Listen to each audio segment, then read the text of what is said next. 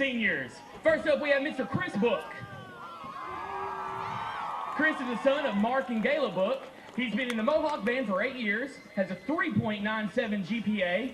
Some of his band honors are Outstanding Brass, All-Region Band, Music Section Leader, and Band Officer. Other school activities and honors are Class President for Freshman, Sophomore, Junior, and Senior years, Hall of Merit, Beta Club, FBLA, Fellowship of Christian Mohawks. One of his favorite memories of the Mohawk Marching Band is going to marching band competitions and being sprayed with ink. Future plans are to attend Arkansas State University and be a Red Wolf. Ladies and gentlemen, Mr. Chris Book. Up next, we have Miss Jerica Faye Tate. Jerica is the daughter of Jeff and Jerry Tate. She's been a member of the Mohawk Band for 8 years and has a 3.5 GPA. Some of her band honors is Color Guard for 3 years, Color Guard Captain for 2 years, Band Secretary for 1 year, and Band Representative for 3 years. Other school activities and honors include Art Club, FBLA, Beta, Science Club, FCM, and FCCLA. One of her favorite memories of Mohawk Marching Band is trying to beat Shy and see whose parents gave them more money for band competitions. Her future plans are to graduate college, be an oral hygienist or a tattoo artist, marry her Prince Charming, live in a big house on the beach, and live happily ever after. What she's going to miss most is all her Color Guard girls, aka My Little Duckies. Ladies and gentlemen, Miss Jerica Faye Tate. Up next, we have Miss Shy Timms. She's the daughter of Laura and David Timms. She's been has a 3.5 GPA. School activities include Color Guard for 2 years, FBLA for 3 years, and Art Club for 2 years. One of her favorite memories of the Mohawk Marching Band is falling down on homecoming night and breaking her arm. Her future plans are to finish college, travel, then settle down and start a family. Ladies and gentlemen, Miss Shy. Up next, we have Miss Samantha Starnes. Samantha is the daughter of Gloria and Robert Starnes. She's been a member of the Mohawk Band for 2 years and has a 3.8 GPA. School activity includes Beta. Her favorite memory of the Marching Mohawk Band is all the fun rides to and from competitions. Her future plans are to go to college and get a degree in elementary education, get married, and have kids. Ladies and gentlemen. Up next, we have Miss Amber Evans. Amber is the daughter of Bruce and Denise Evans. She's been a member of the Mohawk Band for 8 years and has a 3.84 GPA. Some band honors include Uniform Manager for the past 2 years, Yearbook, FBLA, Junior Auxiliary, PACE, Beta, Science Club, and Spanish Club. Her favorite memory of the Marching Mohawk Band is drunken bass drums. Her future plans are to attend college, major in chemistry, become a chemistry teacher, and produce a pure product. Ladies and gentlemen, Amber Evans. Up next, we have Mr. Aaron Meadows. Aaron is the son of Ellen and Tracy Meadows. He's been a member of the Mohawk Band for 8 years and has a 3.95 GPA.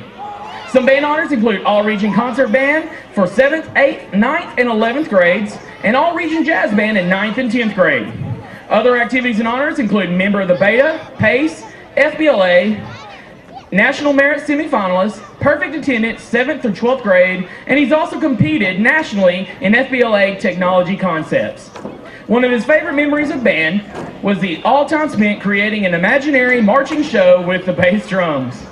Future plans is a study to become an electrical engineer as a Red Wolf at Arkansas State University. Mr. Aaron Meadows. Up next, we have Miss Emily Midkiff. Emily is the daughter of Patty and LaVon Midkiff.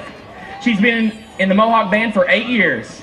Some band honors include 3 years as drum major, best freshman marcher, outstanding musicianship, and uniform manager. Other school activities and honors include FBLA, Beta, Band, Jazz Band, Pep Band, Drama, FCCLA, FBLA, Parliamentarian, and Band Representative. Some of her favorite memories of the Mohawk Marching Band include the band feast, getting off topic in music theory, ping pong, darts, band baseball, and whatever other trouble they can get into. Future plans are to go to Arkansas State University and become a Red Wolf, getting a degree in radiologic technology and one in diagnostic medical sonography. Ladies and gentlemen, Emily Midkiff.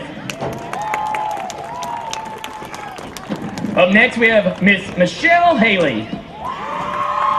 Michelle is the daughter of Mike and Melissa Haley. She's been in the Mohawk Band for 8 years and has a 3.7 GPA. Some band honors include 1 year as senior band president, 2 years percussion section leader, and outstanding percussionist for 7 straight years. Other school activities and honors include FBLA, Beta, PACE, Yearbook Club, Spanish Club, cheerleader for 1 year. Her favorite memory of the Mohawk Marching Band is when Aaron and her got King and Queen the last day of summer band and got to shove cake in each other's faces. Her future plans are to go to Arkansas State University as a Red Wolf and major in music education, become a band director, get married, and have kids and live happily ever after. Ladies and gentlemen, Michelle Haley. Up next, we have Miss Katie Foster. Katie is the daughter of Pam Massey and the late William Foster. She's been a member of the band for 8 years and has a 3.987 GPA. Some band honors include section leader for 1 year, quartermaster for 1 year, and all region. Other school activities and honors include yearbook, PACE, junior auxiliary, FBLA, FCCLA, Beta, Science Club, Spanish Club, FBLA vice president, FCCLA president. Her favorite memory of the Marching Mohawk Band is when they attended the Harrisburg game and Audrey and her fell down on the field during halftime and everyone thought it was part of the show. However, it was not. Future plans are to attend college and major in biological and biomedical sciences, go to medical school and become a neonatologist. Ladies and gentlemen, Katie Foster. Up next, we have Alicia Nicole Cavness. Alicia is the daughter of Billy and Shonda Cavness. She's been a member of the Mohawk Band for 8 years. Some band honors include All Region in 2010 and several Blue Awards in solo and ensemble. Other school activities include Jazz Band for 6 years, FCCLA, FBLA, Mohawk Marching Band, and the Mohawk Pep Band. Favorite memory of Mohawk Marching Band is Jordan falling down the bleachers. Her future plans are to get married and start a family. Ladies and gentlemen, Alicia Nicole Cavness.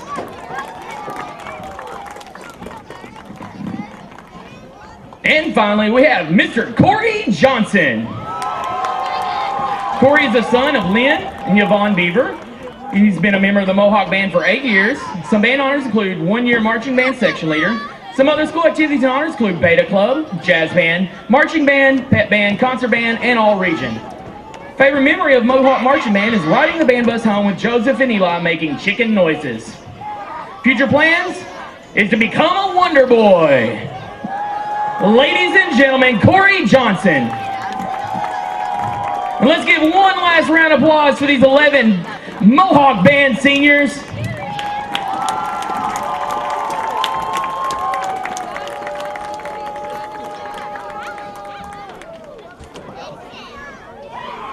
Of senior night here at Parker Field, we'd like to honor our class of 2014 Mohawk football players. Beginning with number 7, Mason Ron. Mason is the son of Joey and Jennifer Ron. He's been a member of Mohawk football for 6 years. He's also a golf champion. His other school activities include FFA, golf, and baseball. His favorite memory of Mohawk football is the formation of Mulberry Wood, winning the football golf championships, going to the playoffs, and Hunter eating a pine cone. His future plans are to live life to the fullest. Number 7, Mason Ron. Number 15, Austin Murray. Austin is the son of Kevin and Amber Murray. He's been in Mohawk football for 9 years, has a 4.0 grade point average. His football honors include all conferences 11th grade year, teammate award 8th grade year, and Mr. Mohawk his 9th grade year. Other school activities include FFA, Fellowship of Christian Mohawks, and Beta Club. Favorite memory of Mohawk football is going to state his junior year, tape therapy, and hanging out with Mulberry Wood. Future plans go to college, earn a degree in ag business, work on the farm, get married, and settle down. Number 15, Austin Murray. Number 20, Andrew Roberts. Andrew is the son of Chris and Dana Roberts. He's been in Mohawk football for 8 years. He's also in the FFA and on the Mohawk baseball team. His favorite memory is Hunter's freakout before practice a few weeks ago and beat Corning to go to the playoffs last year. Future plans, go to college, become a successful baseball coach, have a family, and live life to the fullest. Number 20, Andrew Roberts. Number 22, Richard Shaw. Richard is the son of Laura and Rick Shaw. He's been in Mohawk football for 9 years. He was first team all-conference last year. He's been in FFA for 3 years. His favorite memory is beating Corning and going to the state playoffs last year. His future plans, he's undecided at this time. Number 22, Richard Shaw. Number 30, Teddy Gregory. Teddy is the son of Kenneth and Teresa Gregory. He's been a Mohawk football player for 7 years, has a 3.3 grade point average. Teddy's also an FFA, Beta Club, FCCLA. His favorite memory is Hunter's freakout before practice and going to state last year. Future plans, go to college and become a football coach. Number 30, Teddy Gregory. Number 44, Nick Haywood. Nick is the son of Rick and Donna Haywood. He's been in Mohawk football for 8 years. Nick has a 3.8 grade point average. He was first team all-conference, KAIT 8 super team, and he's got the teammate award. His other school activities include FFA, FCCLA, Beta Club, FCM, track, and basketball. His favorite memory of Mohawk football is Hunter's freakout before practice, being part of Mulberry Wood, and going to state last year. Future plans, go to college, major in kinesiology, become the strength and conditioning coach, and living his life to the fullest. Number 44, Nick Haywood. Number 54, Hunter Neely. Hunter is the son of Rhonda Starnes and Tony Neely. Been in Mohawk football for 8 years.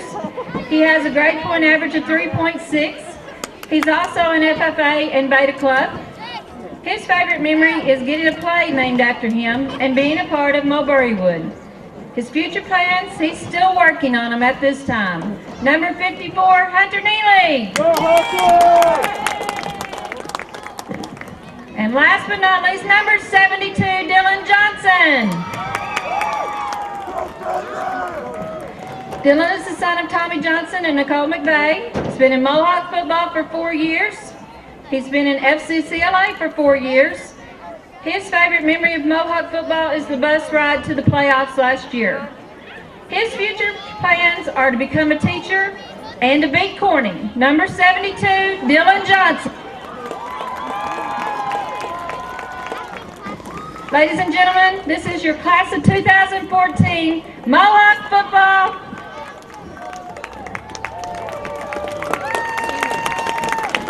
Let's give them all a big hand.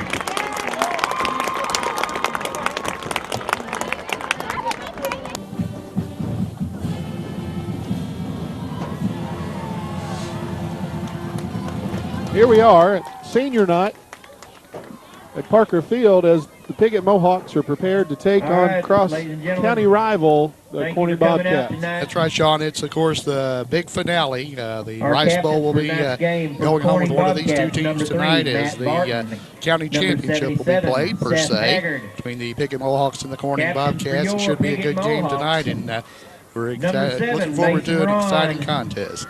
Number 15, indeed, tonight, seniors for the Mohawks playing their last game. That would be 30, number 7, Mason Ron. Number 15, Austin Murray. Number 20, Andrew Roberts. Number 22, Richard Shaw. Teddy Gregory. Give it up for your number 30, number 44, Nick Haywood. Number 54, Hunter Neely. And number 72, Dylan Johnson. Tim, could you tell us a little bit about the Rice Bowl and the history of it? Well, the Rice Bowl, of course, was put together as a Relay for Life fundraiser several years ago. This, I believe, is the third Rice Bowl. Of course, the Mohawks brought home the Rice Bowl trophy last year, beating the Corning Bobcats over at Corning by 14 points and getting the Mohawks into the playoffs last year by covering the point spread. And if you can't see it from here, but it's down there in the end zone. The folks in the Relay from Life, I see Jackie Wallace from the American Cancer Society is down there. It's a fundraiser, and there will be a 50-50 drawing here at halftime, but again, it's pretty much for bragging rights in the proverbial Clay County Championship for football between the Piggott Mohawks and the Corning Bobcats, and we're glad to be a part of it here tonight at Parker Field. Well, a lot of college teams that are from border states have different trophies that they play for, and the winner carries it home for a year. It's an annual stay unless you defend it and keep it. Arkansas and LSU have the boot. That's right. And that's going to be a tough one, I think, to take home this year because the Tigers are they're showing a lot of improvement. We got another team and pretty much look like some LSU colors across from the Mohawks over there, so we're going to mix it up with some red and gold tonight. But the Mohawks will be accepting the opening kickoff of the ball game to get this one started here tonight on a beautiful night for football. Temperature is going to be dropping through the 40s and good and crisp.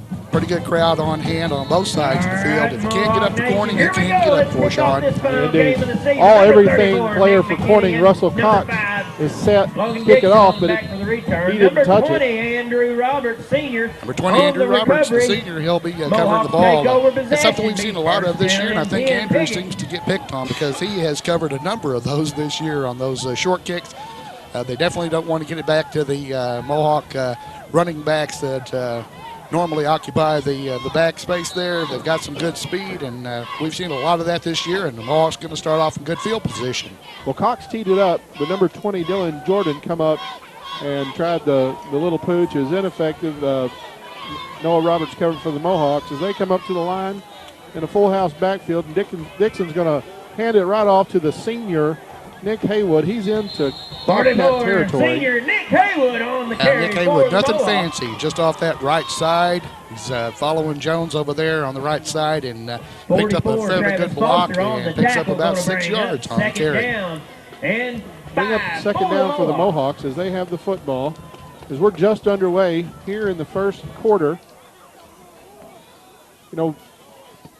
Historically, Tim, it doesn't matter what record either one of these teams have. They come and they play hard, and it's usually a scrap and a battle all the time. And everybody's up for this game. The crowd is good tonight. Looks like it's going to be Eli Smith on the left side. He's going to be stopped just shy of the 45. We'll call it that was Shaw, rather. I called it 2 going by. Third down. We haven't seen Shaw in the backfield much. He usually lines up at the tight end or the H-back spot. But he's going to be a couple yards shy. Be 3rd and 2 as the Mohawks break the huddle. They've got McKinney split wide to the right. Logan Dixon will be up under center in the full house backfield behind him.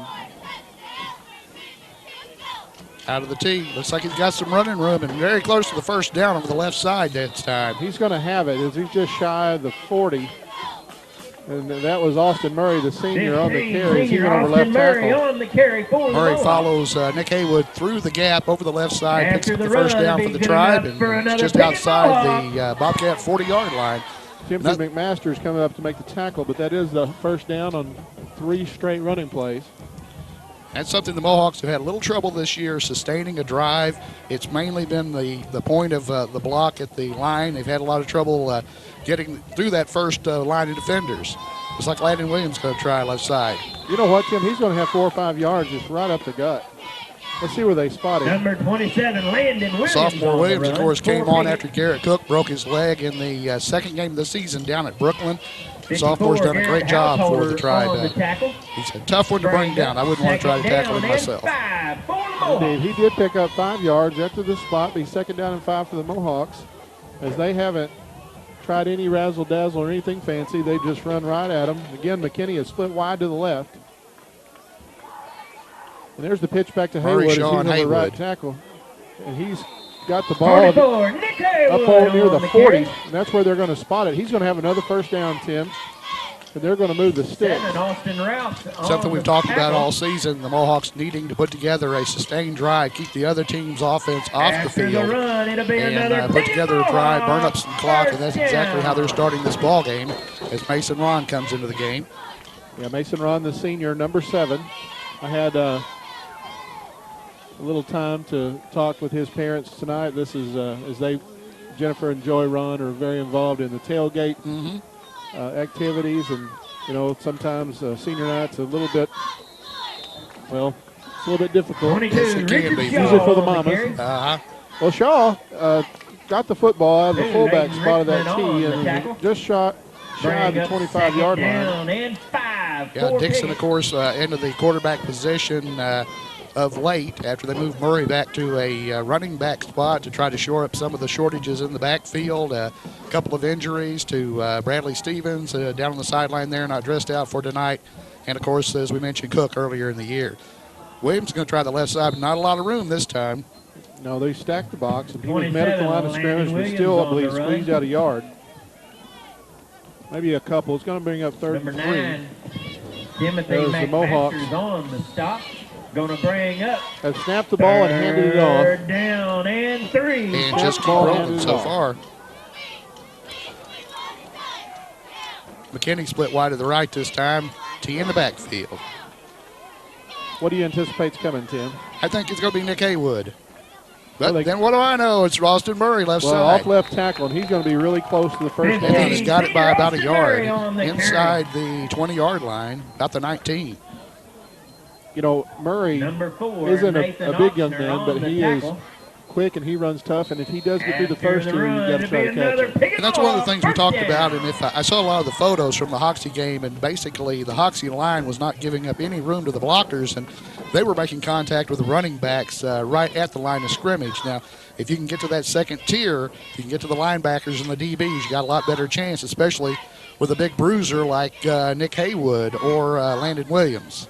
Flag down before the snap. Encroachment's going to be called against the Bobcats as the Mohawks came up with a little different cadence. Be a 5-yard penalty. They're going to have first down and 5. Remain first down. As they're going to have the football down inside the 15-yard line. Well, Tim, this was highly anticipated. There is a crowd here. This side has a lot in attendance. If you look at the other side, it's full. The sideline's full. People are standing. And here goes Haywood, and the double handoff goes right up the middle, and that is Austin Murray. And he's inside the 10 to the 5. Let's see where they spot him at the 4. 15, about the 4, it's going to be a first and goal for the Mohawks. 7:25 to go on the first. Good drive.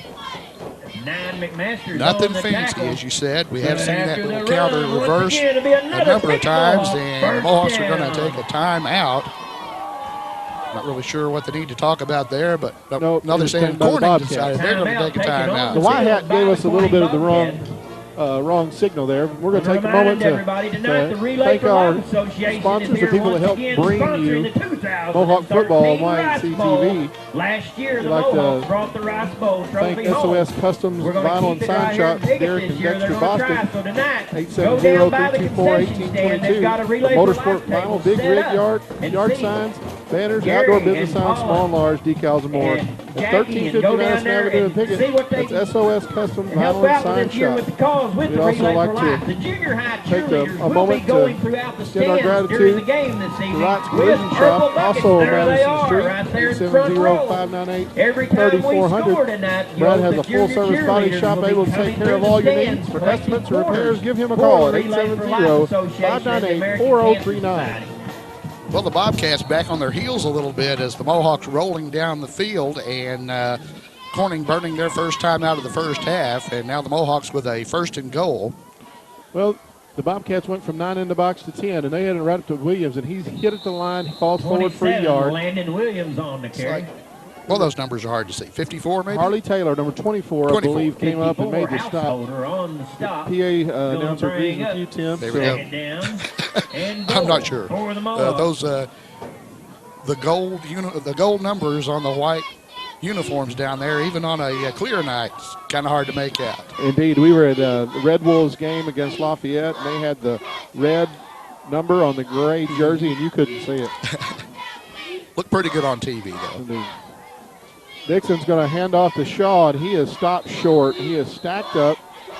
Met there by a host as he tried to go over the right guard that time and was met immediately. Yeah, Hayden Richmond in on the initial hit. 54, they're stacked up. On the tackle. Going to bring Get in there over and try to follow and go. Adam Reisinger right off the hip of his center there, but Corning filled the gaps well. And it's going to bring up a 3rd and goal. Well, they're about 2.5 yards out. 3rd down. They bring them in tight this time, and now they break. They're in the wild hog formation, and Murray goes right up the gut, and he is short. You got to go for it. 15, Austin He is Murray right on at the goal line, according to, well, now they've got him at about the 1.5 from what we can tell here, maybe the 1 yard line. Inside the 1, I believe they're real 4th close. and goal for the Mohawks with just under 6 minutes to play here as we burn up several minutes with this first drive. It's going to be 4th down and go for the Mohawks. And Dixon back into the ball game as Eli Smith comes to the sideline for the Tribe.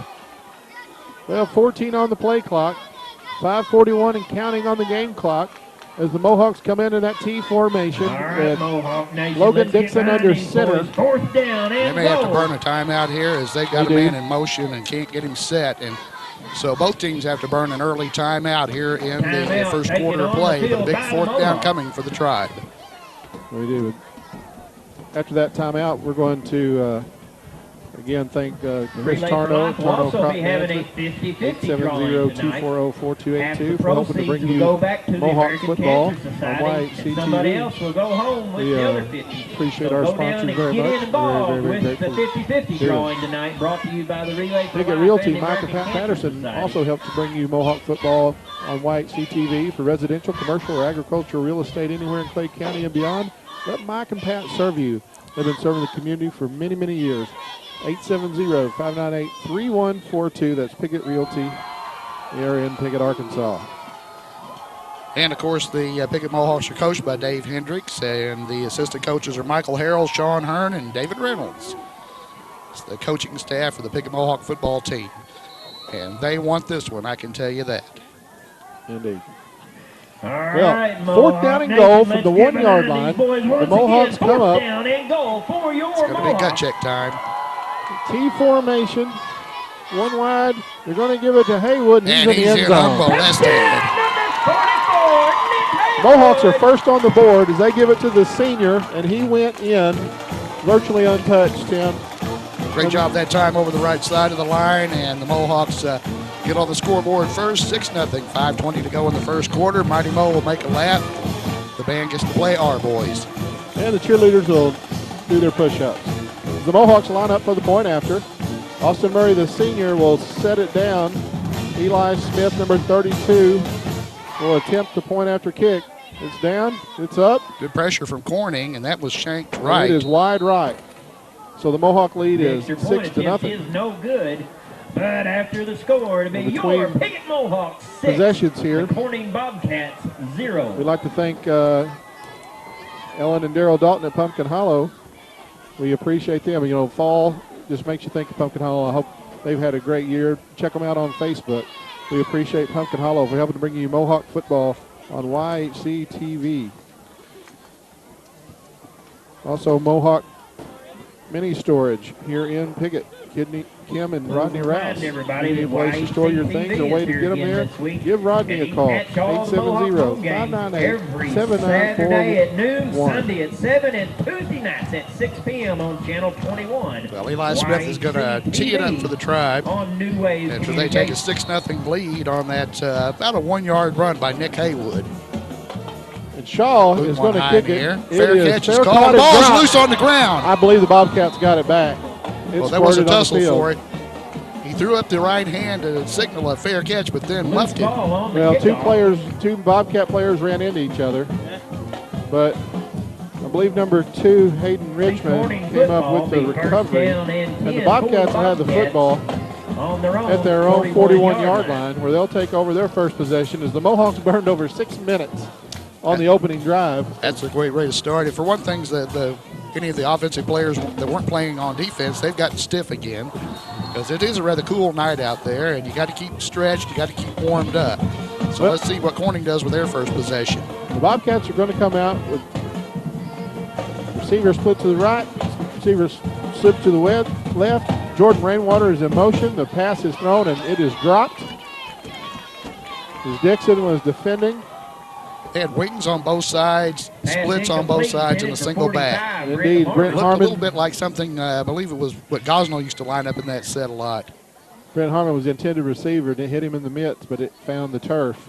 They bring up 2nd and 10 as that stops the clock here with 5:06 remaining in the opening quarter. Second down. Well, you're talking about the up and down. Of course, Corning had a couple of down years, started coming back last year somewhat, and have made a pretty good rebound this year as they get it over the left side. That's Richmond. I mean, Jordan Rainwater, pardon me, as he carries up near midfield right into Mohawk territory. Looked like the senior Murray come up to make the tackle. Shaw also coming over to help out for the Tribe as Bobcats pick up about 9 on that carry. Going to be 3rd and very, very short. As the Bobcat offensive line is a lot of their strength is they're very, very big and they're very, very good. Yeah, you can see that we talked about that last week about the Hoxie kids. You know, we had some big guys. Good job of the Mohawk defense to stack them up, but it is going to be enough for the first down for the Bobcats. 25, Russell Cox on Several of the Mohawks in on the stop that time as they gang tackled the ball carrier, but it is enough for the first down. Number 25, Russell Cox took the handoff, and he does have the first down as the football rests at the 47-yard line of the Mohawks. The Mohawk defense reacted quick, but it was too late.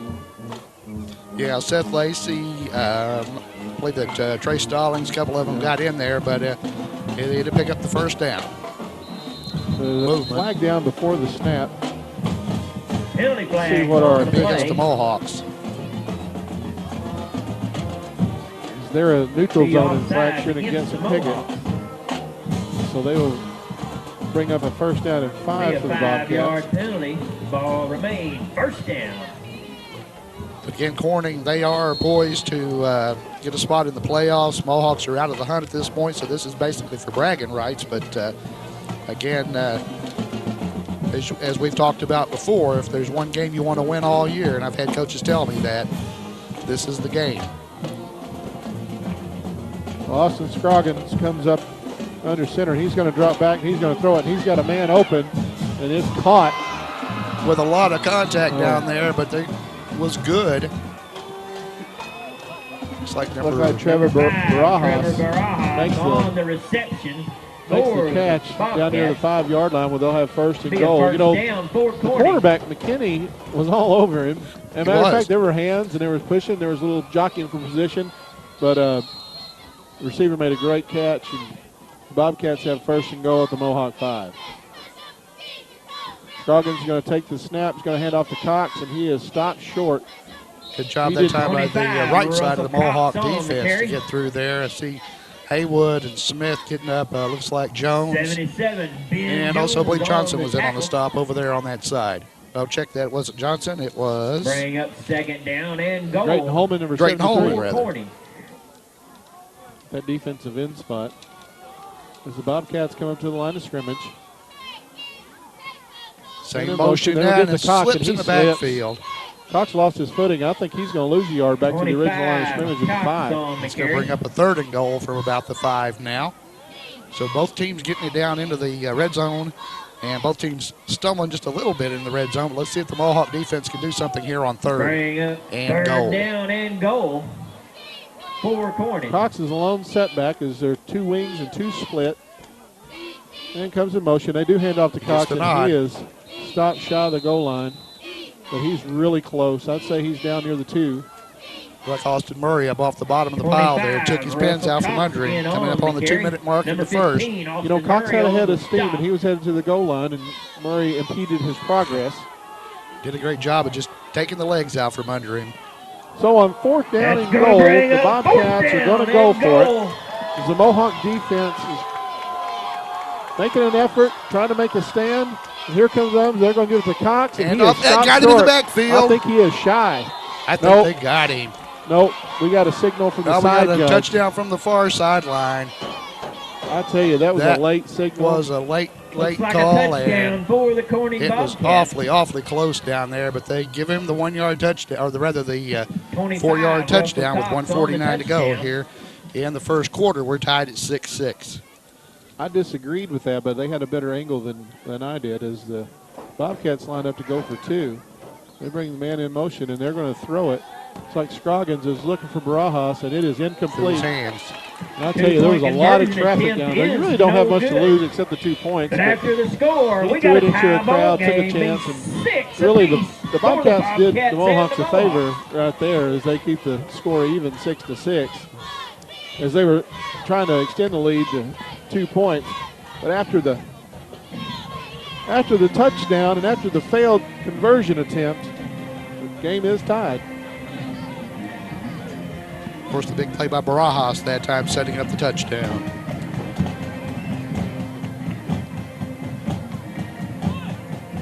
Well, as we get prepared for the kickoff, we're going to tell you how much we appreciate Hitch Chapel helping to bring you Mohawk football on YHC TV. Hitch Chapel at the end of 4th Street in Piggott. Lead pastor is Charles Richardson. We appreciate Hitch Chapel bringing you Mohawk football on YHC TV. Hitch Chapel Church. Let's come to know, love, and follow God. Well, the Bobcats get on the board, make it 6-6 with 1:49 to play in the first quarter here at Parker Field on senior night for the Mohawks. McKinney and Dixon back deep for the Tribe.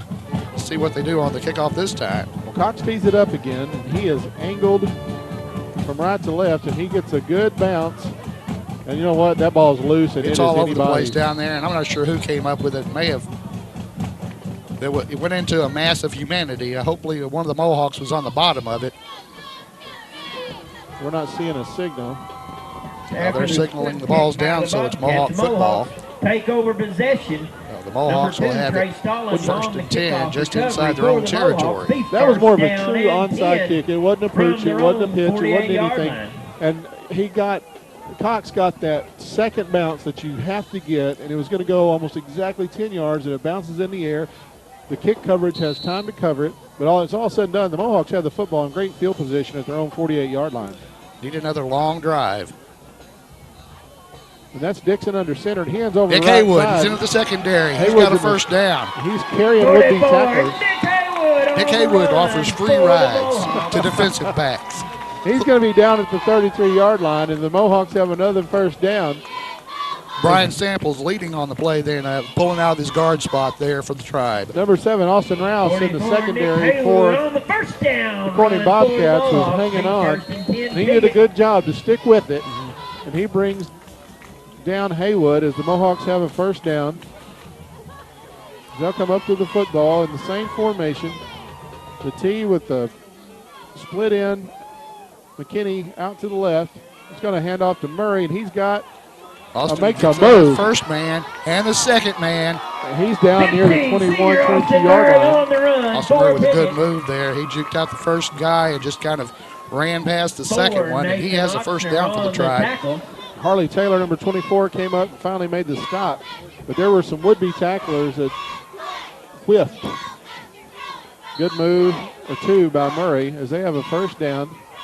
He'll come to the sideline now as after the run, it'll be another Landon Williams back in the game. He'll be in the middle of the team. First down and 10. Again, Eli Smith is at the halfback position along with Nick Haywood. They're going to hand it off to Eli, and he comes over the left side. He gets caught. On his back. He didn't get out of his tracks. 32. Again, that was number 24, Harley Taylor, wrapping him up. And he assistant on the play was number 9, Timothy McMaster. This block on the left side there, and the Bobcats were all over him before he could establish, and lost about a half yard on that one. Should be the last play of the first quarter coming up. Down 11 for the Mohawks. McKinney wide right.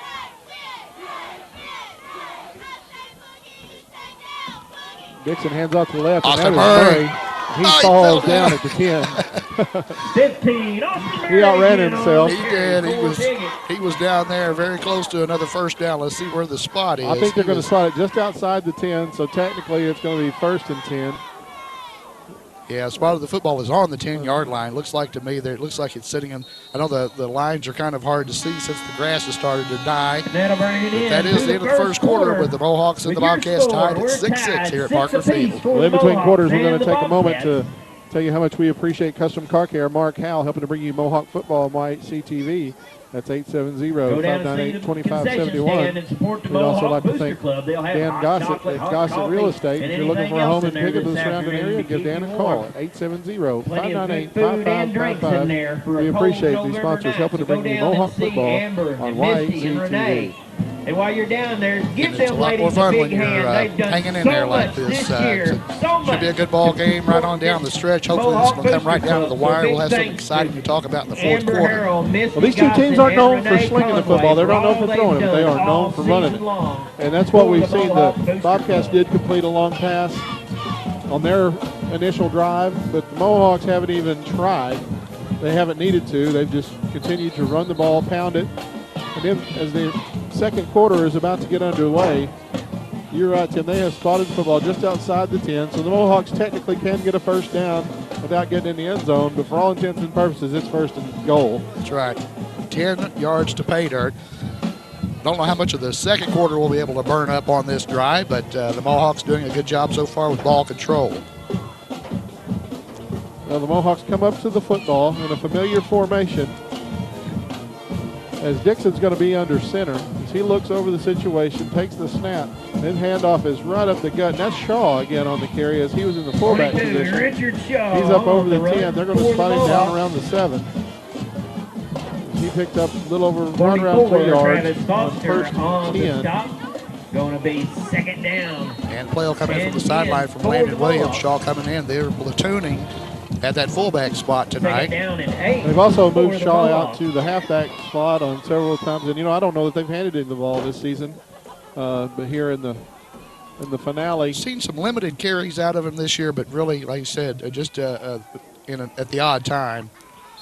A big stack up in the middle. I'm not even sure. Haywood, it was Haywood. He had the football, and he ran into a linebacker.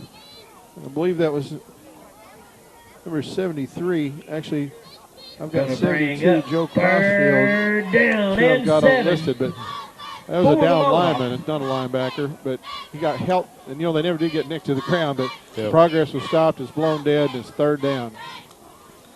So big third down play for the Mohawks. They'd like to keep this drive alive, get some more points on the board here in the second quarter, and keep Corning off. Looking to throw it. He's got He's a man wide open. And Shaw has the touchdown.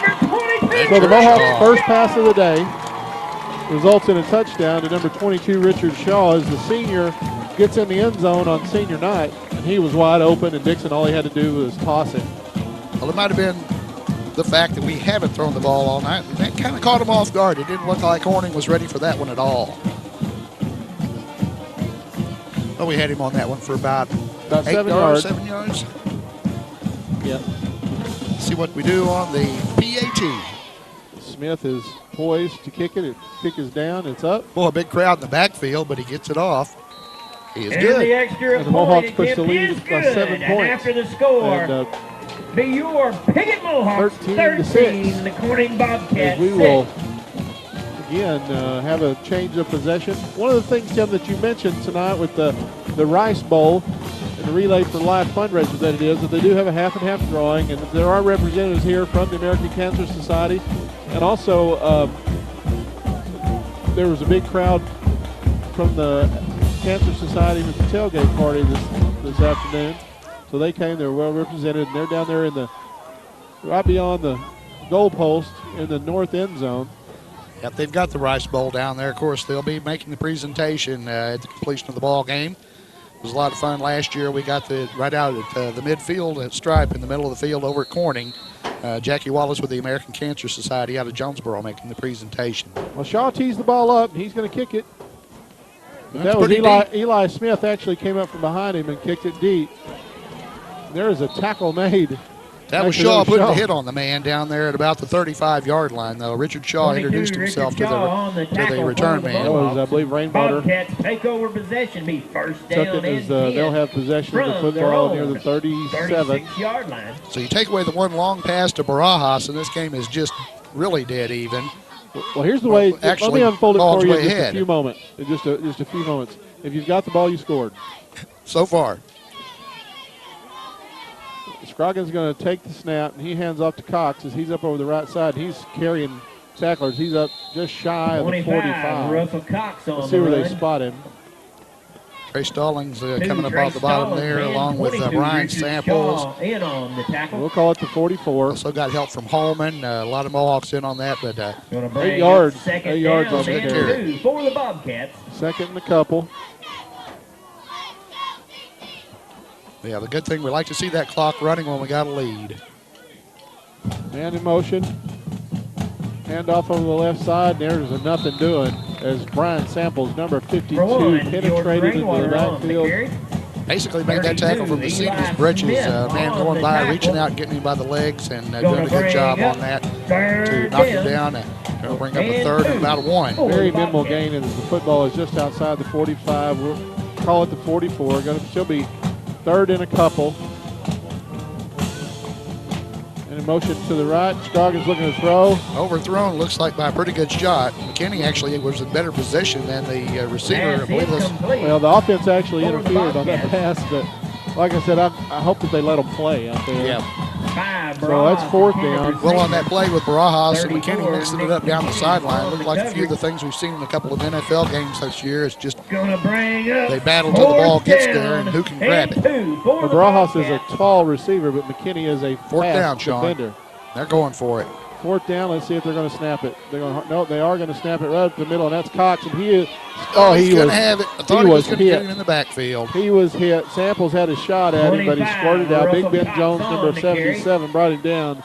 Not before he got enough for the first down. Still inside Bobcat territory. But it'll be a first 9:18 to go in the first half. Mohawks up 13-6 here at the senior night, Parker Field for 2013. Well, Cox made the second effort, and that got the Bobcats a first down as they have the football. Their own 48. They're going to hand off again. That is coming off that right wing. Jordan Rainwater on the carry. Rainwater takes it for a pretty good gain. 77 Ben Jones, 45 the Mohawks. 73. Holman and Jones in on the tackle. In on the tackle. Gain of about Bring 6 and up a half. second down. Bring up second down. 4 for the Bobcats. You're substituting freely. Got a couple of fresh players in. You know, one thing that I do like to see, and I know it's that time of year where a lot of times you got your freshman players that move up, come up, but there's a lot of kids on each sideline tonight. And you know, when you go to 3A school trying to field a football team, as the footing was lost, as Rainwater went down without being hit. Slipped on the big Mohawk head. You know, there's a lot of artwork on this field tonight that was done as we have the Mohawk head. The Mohawk, the yard markers, every yard line, intervals of 10 are marked in red. We also have every senior player's number up around the PHS at midfield. That's right. Honoring the 8 seniors that are playing their final game tonight as a Mohawk here at Parker Field. All right. Well, after the loss on the play, it's going to be third down to about 5. Good situation for the Mohawks, and Corning looks to pass. And he was open. Hit him in the hands. Threw it a little bit behind him. As Dixon was in on the coverage. Now, this is a little different fourth down situation because it's fourth and about 5.5, nearly 6 yards to the first. Matt Barton had a chance at that, and it was thrown behind him, but he did get his hands on it. And I want to tell you, from midfield, there's not going to be a lot of punting going on. No, I don't think we'll see a lot of punting tonight on either side. We're not going to get points out of punting. They might be trying to draw the Mohawks off there. But they go to the hard count, but they have a play called. Let's see what happens. In motion, they're going to look. And they got a man. He is open to the inside, and he makes the catch. Number 21, Michael Allen, comes up with the big fourth down conversion. The second fourth down conversion of this drive. As the Mohawk defense is unable to get off the field this time. Be a first down. And they're going to spot it down right at the 35. On the Mohawk, as the Bobcats have a first and 10. It wasn't exactly razzle-dazzle, but it was right on the money. It was an accurate throw. There's no doubt about that. Nice tight spiral and pass complete for the first down. Scroggins going to hand off to Cox over the right side. Jones finished him off. 25. Down at the bottom of that pile was Eli Smith, number 32. 77. Good job of the Mohawks to stack up that side and hold him to just about a yard and a half, maybe close to 2. Second down and I said Zach Cox. I meant Russell Cox for the Bobcats. The Bobcats, as we said, they've been down the last couple of seasons, but they've made a pretty good turnaround this year and have made a couple of quality wins as they get the draw play right up the middle.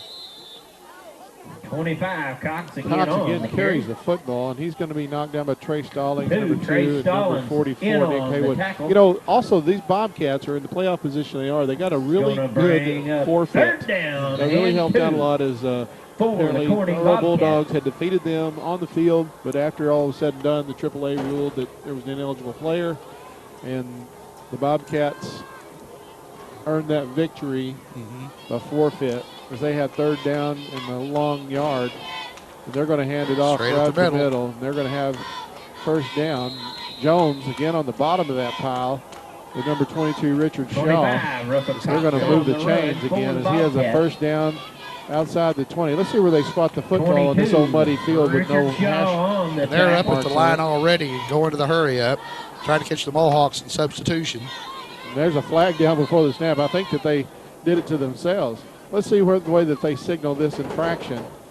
But as they tried to hurry up, I think it's going to cost them. Yeah, they went ahead and lined up while the chains were still being moved, and the Mohawks were substituting. Brian Samples was trying to get off the field. Corning tried to catch him on the field and actually bit themselves for a 5-yard penalty. Well, after the procedure call, it's going to be first down and 15 as the Bobcats have the football. They got a man split wide right. And they've got to be thinking pass. I just got this feeling on first and 15. As they give it right at the gut, there's going to get about 5. Well, he's still going. Good job of finding a path in there where it didn't look like there was much running room for about 5 yards. Eli Smith held on. But I'll tell you, he got about 6 yards. Let's see how they spot it. Yeah, it's going to be about second down and 9. Jones will come to the sideline. Look like, I believe, Holman's back into the game. Or check that Johnson back into the ball game. Dylan Johnson in on the line. The senior Johnson is lined up at the tackle slot. And defensively, Scroggins back to pass. Let's see if he better turn his head around. And they're going to get Nick for pass interference. You know, he was covered. All he had to do was turn his head. Pass incomplete. Penalty flag on the play. Didn't get his head around to make a play for the ball, so it's going to be a penalty against the Mohawks, I would imagine. The guy with the white hat will tell us. Pass interference against the defense. Pass interference assessed against the Mohawks. Well, the Bobcats have kept this drive going. For the Bobcats. I mean, they just had a first and 15, ran one play. Then in the second play, they get an interference call in the end zone. And let's see where they spot it. Be half the distance. It's going to be down near the 10.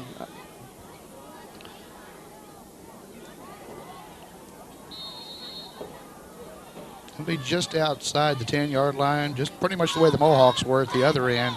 They can get a first down, but it's going to be right down on the goal line. I'll tell you, they like to got it all right there. As Russell Cox carried the football, he was looking around. And he falls down near the 6. So that's where they'll have the football. Second down and 4 yards to go. Mohawk defense has been on the field a long time. Yes, they have. This is it's been a pretty good sustained drive, much like the first one the Mohawks put together at the beginning of the ball game. Scroggin in the shotgun as he's going to hand it off to Cox, and he is weaving his way toward the end zone. He stopped short. 25, Cox. Second down around the 1. And I believe that was number 22. 77, Ben Richard Jones Shaw on the along with tackle. Ben Jones wrapping him up. And they're going to spot it about the 2.5 yard line, I believe. For the Bobcats. I'd say the field has got a little coating of mud, and the grass is not green, and the lines are not existent. Well, it's really hard from, especially this angle up here in this light. Handoff is going to go to Cox, and he is in the end zone, virtually untouched. 25, Russell As the Cox Bobcats on the pull within a point. The Bobcats. With 3:54 remaining in the first half. So Cox takes it in from about 3 out for the touchdown, and it's the Bobcats still trail by 1, 13-12. Let's see what they do. They didn't line up to kick one the last time. They're going to come up again in their offensive formation. Go for 2 to get the lead here. Scroggins going to take the snap. May not have much faith in their kicking game. You know, and I believe that is incomplete. And it is. Point conversion attempt is keep the 1 point lead. The crowd didn't react too good, but that is the outcome. It's once again, you just got to think they probably just don't have much of a kicking game. They haven't tried a PAT.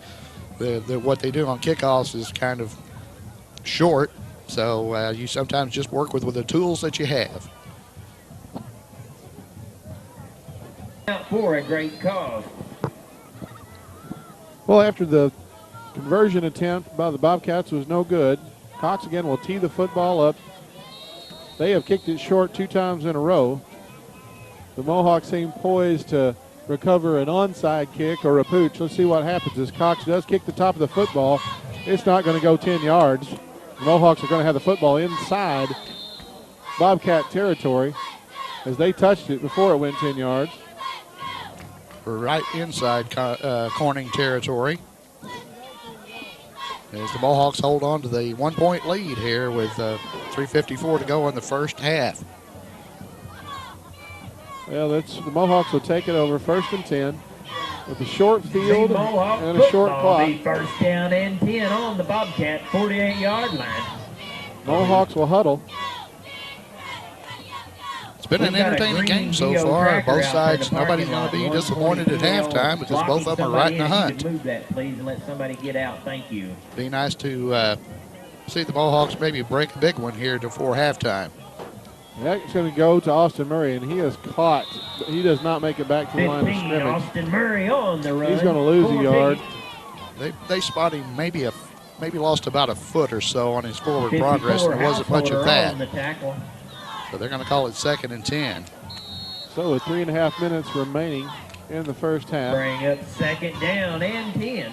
Ron into the ball game. Landon Williams to the sideline for the Tribe.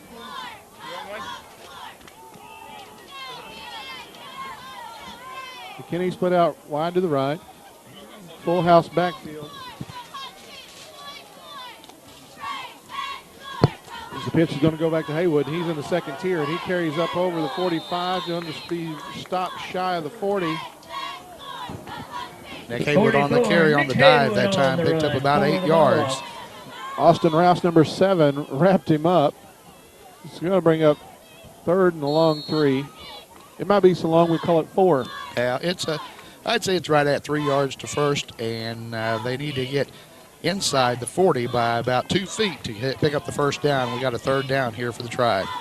Full house backfield behind Dixon as he lines up under center. Snapped on the quick count, throws back. Murray's got the corner. He's going to the corner, and he is to the sideline. He's run out of bounds, not before he gets the first down and much, much more. We got one Bobcat went down over on the sideline over there, and he has yet to get up. They're going to call, I believe, an official's timeout, even though he's right there on his own bench. But they'll move the chains. Well, that benefits the Mohawks as they have 2.5 minutes remaining in the half. And the Mohawks did take the opening kickoff, so the Bobcats will get it to start the 3rd quarter. Be good enough for another Piggott Mohawk. Oh, I can't make those Corning numbers out from all the way over there. My eyes are pretty good, but not that good. They'll wind the clock with 2.5 minutes. As the sophomore Landon Williams checks into the ball game, the senior Richard Shaw checks out. Mohawks break the huddle. They come to the line of scrimmage with 2:14 and rolling. Like to take it down there and punch it in as time runs out here in the first half. Let's see what they can do. Williams straight ahead. And he's up to over the 27, 30. Landon Williams on the carry. It's going to take us inside 2 minutes. He tucked in behind Hunter Neely, Adam Rice Singer, and Brian Samples that time, and picked up a couple of yards for the Mohawks. Shaw back in the ball game. 24, Harley on the tackle, along with 45 Haggard. Remaining in the first half. Mohawks have 2 timeouts remaining in the half. As they come up to the football. After breaking the huddle, McKinney is split wide to the right. There's been a battle on that corner with Barajas and McKinney both ways. Well, I think Austin was caught in the backfield on that one. He didn't get back to the line of scrimmage. 15, They'd Murray be on real the close. carry. Timeout's taken on the field by the Mohawks with 1:22 as they've only got one remaining. The Bobcats and the Mohawks both took a first quarter timeout. Yeah, both got down in the red zone Mohawk and Nation had personnel issues, let's say, on substitutions and had to burn a timeout. But hopefully, I don't think Corning's going to be needing theirs if the Mohawks can hold on to the football for another minute 22. Dr. Greg Mallard for what he's done and being able to be here each and every game, road games, home games. The Mohawks are going to have a third right down and long our when they come boys. back. So thank you, Dr. Mallard, for all you've done. They're trying to get the ball into the end zone. As they're going to have to kick off to the Bobcats to start the second half. Mohawks looking to pad a 1-point lead at this juncture of the ball game. Call it what you will, Tim. Call it good offense, bad defense, but there's been 4 possessions in the game. There's been 4 touchdowns scored. The difference in the game is an extra point by Eli Smith, and the Bobcats have went for 2 both times and been denied as they've thrown in completions into the end zone. You have to think that in this week's preparation, they were really dependent on that pass to get a 2-point conversion or a touchdown down close to the goal line. And the Mohawks have covered it. 7, so third down and 8 for and the to be fair, Mohawks. Corning, they've dropped a couple of ones that probably should have had. Dixon's going to toss the ball back to Haywood. Here goes Nick. Corner. Nick's in the open. Nick Haywood taking it to pay dirt. Touchdown, Mohawks.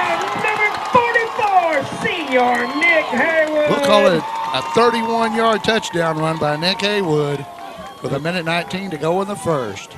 The Mohawk lead is 19 to 12 right now. Right there. It should be. The extra point should push it to 20-12. Let's see what the Mohawks do. It looks like they might be lining up this time to go for 2. Nope, they're going to put it. They're going to kick it. Smith is positioned to kick the ball for the extra point. Snap is down. Hold is Big down. pressure. And it is short. Might have got a hand on it. Lead will stay 19 but after the touchdown, it'll be your Piggott Mohawks 19 and But the it looks Corning good with a Bobcats 7-point lead 12. up on the board here. 1:19 to go in the first half. Well, Haywood got the handoff, went to the right. You know, they didn't hand it off to him off tackle. They pitched him the ball as he was sweeping right. The T formation had 2 blockers from the backfield leading the play. He hit the corner, made one move, and then it was a foot race, and he won it. And when you've got 10 men in the box and you get through the first wave, there's nobody else. There's nobody behind them. That's right. And a great job that time of the senior Nick Haywood to take it to pay dirt. He had 3 Bobcats chased him to the end zone, but took it to the corner for the score. Now let's see what we're going to do here.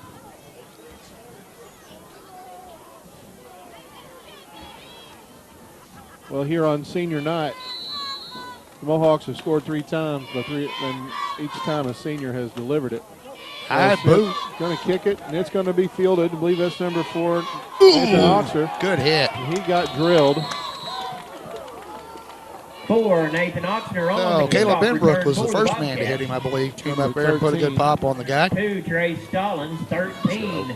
I would imagine we're probably going to see the Corning quarterback air it out a little bit here with a minute 14 to play in the first half. On their own 33-yard and a 7-point Mohawk lead. Let's see what Scroggin does as the Bobcats come up to the line of scrimmage. Looks like we got something. See, we're not covered on the right side. They're trying to find him. You know what? And there he is. Ball, popped up. I thought he was going to lose it there, but McKinney had a chance at that. 5, Trevor Brown You know what? on the reception. He had a chance on it. I think he was a little Bobcats. gun shy from that previous. big call for the pass interference. On the coverage for He stopped the clock long enough to be another first run the chain down gang for down. Corning. Now they'll wind it up with a minute 12. Bobcats up to the line of scrimmage quickly in the pistol. And that's going to go to Cox right up the middle, and he is brought down, wrapped up low by Eli Smith. Russell Cox on Finished the off carry. Brian Samples high, wasn't it? Or 22, Richard Shaw. Richard Shaw. 32. And Brian Samples was in on the play. tackle, Jones bringing is down there too, second down stacking up the and pile, 8. making it hard for him to find those running lanes. Bobcats. We're inside 50 seconds as the Bobcats have the football at the 42-yard line of the Mohawks. Scroggin is going to take the snap. They got a screenplay going. Right into the hands of.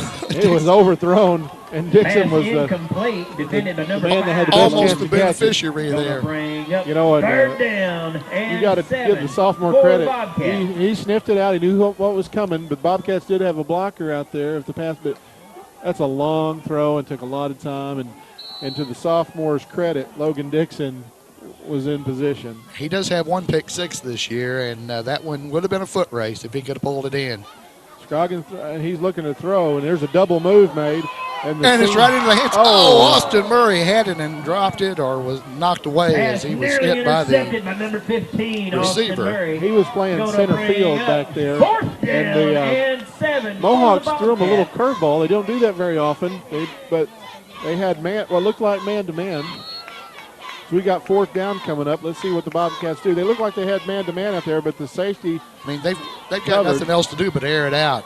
Scroggins going to go back and hit down the field again, probably pretty much what we just saw.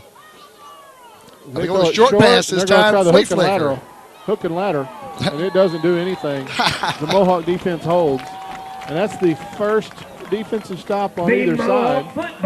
They had a hook and lateral called, and the pitch didn't work out as they actually went backwards and lost a yard. If the ball looked like it went on the ground and it was covered by the Bobcats, but on fourth down it doesn't matter as the Mohawks have the football. Little trickeration there, and it didn't pan out for the visiting Bobcats. Mohawks had 28 seconds to work with. Well, with 28 seconds, Dixon's going to come up under center with that T formation. And we're going to keep it safe. Murray's going to take the pitch to the left side, and he stopped short of the sideline. Murray on the carry. Goes into the chain gang and the Corning bench over there. They're going to keep the clock winding with 20 seconds. Harley Taylor on the tackle. Both teams have timeouts to burn. It looks like one of them is going to use one. See Coach Dave Hendricks down on the sideline there, making an indication to the official. He's asking. Coach Hendricks isn't sure why a timeout was called. And I think he's asking a question. And now they're going to wind. He did not call a timeout. They're going to wind the clock. Okay, he's saying let it run. I'm not sure what there's some confusion between the coach, the official, and the clock keeper. They started at 20, they went to 17. Now we're down to 14 seconds to go. And Coach Hendricks is trying to get a clarification or something from the umpire. Well, needless to say, it's going to be second down and 9. The clock is stopped at 14, and I'm not sure. It either needs to stop at 19 or continue to run. Right. But they're signaling timeout taken by the Mohawks. And I think Coach Hendricks is a little perplexed. It's their last timeout for the first half. Timeout, it will be second down and 9 for the Mohawks. For the Mohawks, and as I said, I would imagine you would want to do the safe thing. You don't want to put the ball in a situation where Corning might be able to get it and take a desperation shot at the end zone here to end the first half, but let's see what they dial up. Rajas is tight on McKinney as he's making a cross. Dixon's back, and he's got a big crowd. Well, the intended receiver was knocked to the ground. I think that's what both the coaches are all over the officials saying they laid out the receiver, but the ball wasn't in the air. 5, Logan Dixon brought down. Not really sure what the call would have been on that. Well, that's the end of the first half as the Mohawks will go into the locker room with a 7-point lead, 19-12. And you're watching Mohawk football on YHC-TV.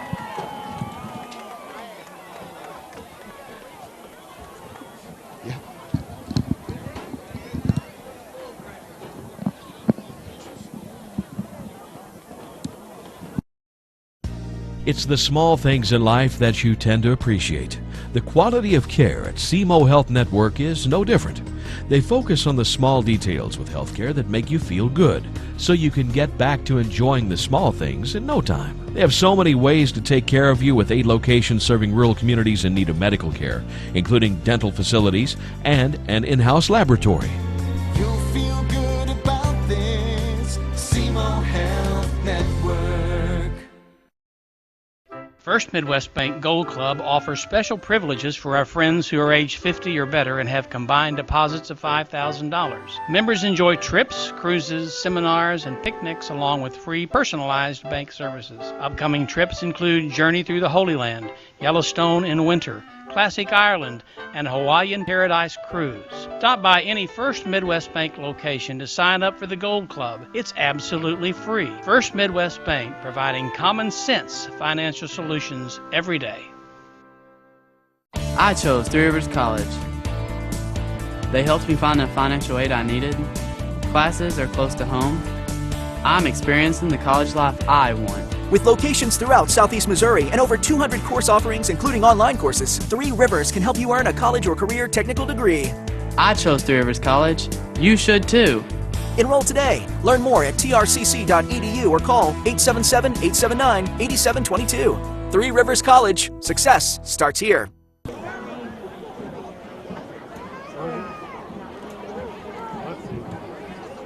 Your award-winning 2013 Marching Mohawk Band!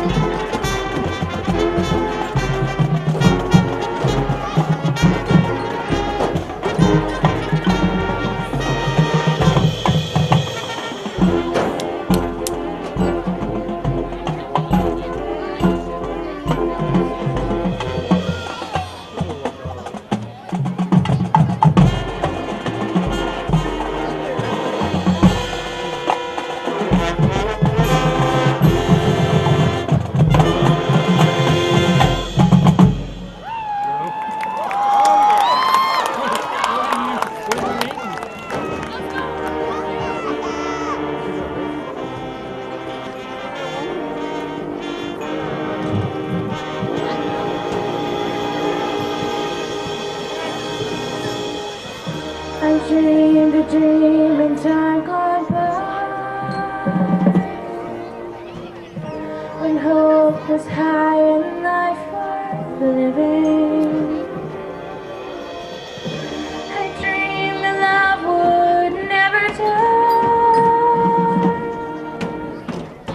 I dreamed that God would be forgiving. Then I was young and unafraid, and dreams were made and used and wasted. There was no ransom to be paid, no song unsung, no poem tasted. But the tigers come at night, with their voices soft as thunder,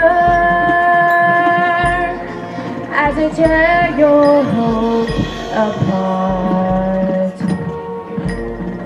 as they turn your dreams to shame.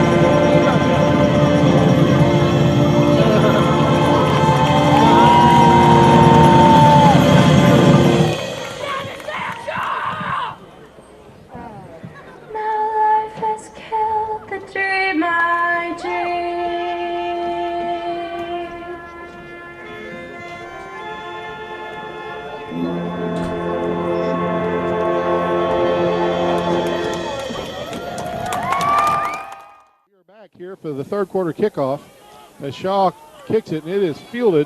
That's number 21, Michael Allen. And he's going to be tackled by Trey Stallings. And Caleb Benbrook. Caleb Benbrook. On the play. Flags down on the field. Oh, it'd have to almost be an offside. Let's see what the indication is. They're going to talk about it. Keep seeing Trey Stallings' gloves. We got a personal foul and sportsmanlike conduct against the Bobcats. That'll set them back 15 yards. Personal foul against See, Trey Stallings' Bobcats. gloves are that bright fluorescent yellow. It keeps looking like a penalty flag every time I see him run by. I see what you mean out there. Also looks like Logan's, or rather Austin Murray's got those as well. Well, after the penalty, going to place the ball back at the 27-yard line of the Bobcats. Well, they'll take over first down and 10.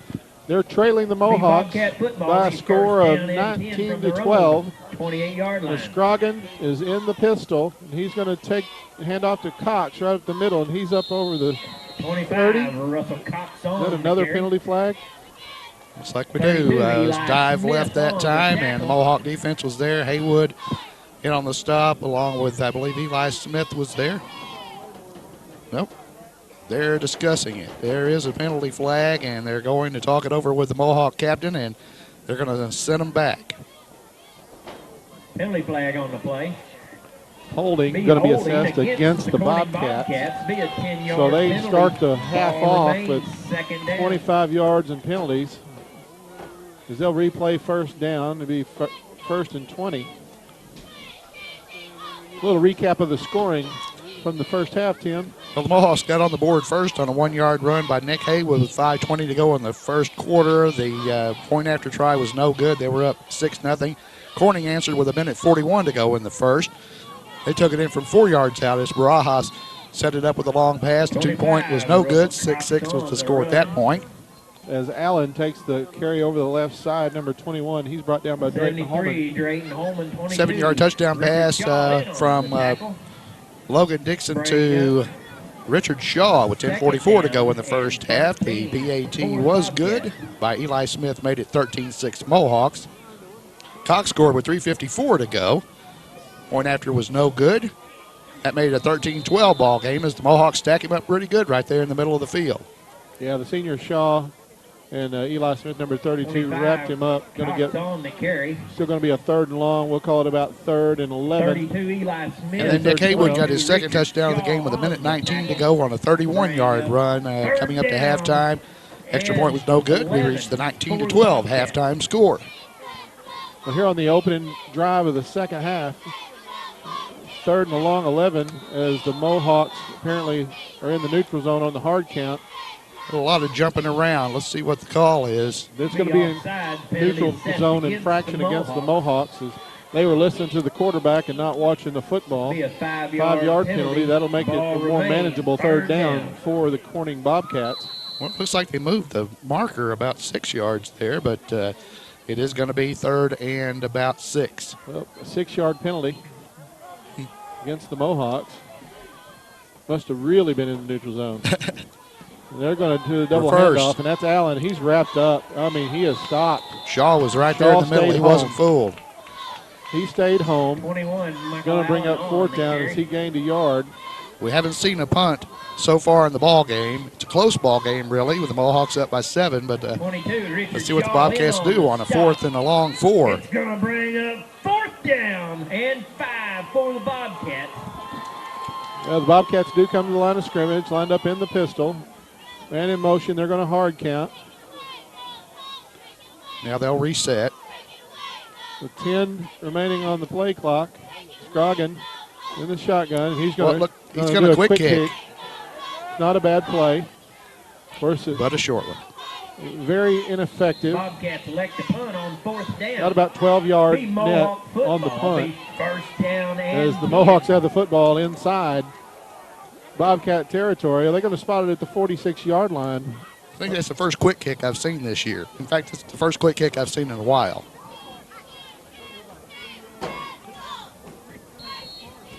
So the Mohawk defense has made 2 stands in the last 2 possessions that the Bobcats have had. So with the touchdown and extra point lead, The Mohawks come up to the football. It looks like Dixon is going to be lined up at the quarterback slot. Full house backfield. McKinney split to the right. Here's the snap, hand up right up the middle. And that's going to be Austin Murray for little or no gain. He might have got back to the line of scrimmage. Let's see where they spot him. On the carry. Number 44 in on the tackle for the Bobcats is Travis Foster. On the tackle. Well, the Mohawk line has done an excellent job. We talked early in the season about the inexperience at in the middle of the line, especially with some young guys coming up, and they have done a lot of growing up in the previous 9 ball games, and a lot of that is showing up here on Parker Field's turf this evening. Dixon up under center. He's going to take the snap. He's dropping back to pass, and there's good He's protection. got McKinney open. And the ball underthrown, though. Oh, that comes and back for it, and it's off. through his hands. McKinney had it for a minute, and Barajas makes the pick on the tip, and they'll have the football around the 22-yard line. And that's the first turnover of the ball game, as both teams have taken care of the football up until that point. And it hit Nick right in the shoulder pad, looked like, and he made a popped good back move. out. He made a good move to come back and get the football. Didn't secure the catch. And the Bobcats have possession. And nobody's more upset about it than Nick McKinney, I can tell you that. So the turnover giving the Bobcats the ball back here in the third quarter. Scroggins looking to throw, and he's got a receiver across the middle, and it's Austin Murray takes it right back. Picked it off. He baited him, Tim. Number 21, Michael Allen, was coming across the middle. They run that play several times. Murray looked for it, read the quarterback's eyes. He looked at the same receiver, and he came up with the pick. So they swapped turnovers as interceptions in Bobcat territory. The Mohawks have the football at the 33, 1st and 10. And the good thing is the Mohawks had better field position than they started. The Bobcats couldn't capitalize on the turnover. Let's see what the Mohawks can do. And there's the pitch, and that is the senior Haywood coming up over the 30. Let's see where they spot him. He's going to have a couple on that carry. Looks like number 5, Barajas, in on that tackle. 54, Householder. Along with Householder. Number 54. Down and 8 for the Mohawks. Gain of a couple as Nicholas Harris checks out of the football game for the Mohawks, and Mason Ron, number 7, checks in. They've been platooning at the end spot there, bringing in the play from the sideline. We've also had platooning in the backfield. Mohawks keeping some fresh horses in there. Well, Shaw's lined up at the fullback slot, and the halfbacks, he's flanked. It'll be Shaw. By Haywood. He's got through the first line again. 22, Richard Shaw. Indeed, he took it right up the gut. For the Mohawks. It's coming up for the first down, too, at the 20. They're going to move the chains, Timmy. Right, it's right at the 20 as the Mohawks will have the football in the red zone. It's going to be another first down for the Mohawks. The back-to-back interceptions kind of getting both coaches fired up a bit here a little bit in the third quarter, but the Mohawks looking to capitalize. Full house backfield behind Logan Dixon as he takes the snap, and he hands off to the fullback Williams, and he's going to carry a tackler and follow a blocker. That was Reisinger, number 68, number 54, Hunter Neely, the senior, clearing the path, and that's going to be a gain of 7, be 2nd down and 3.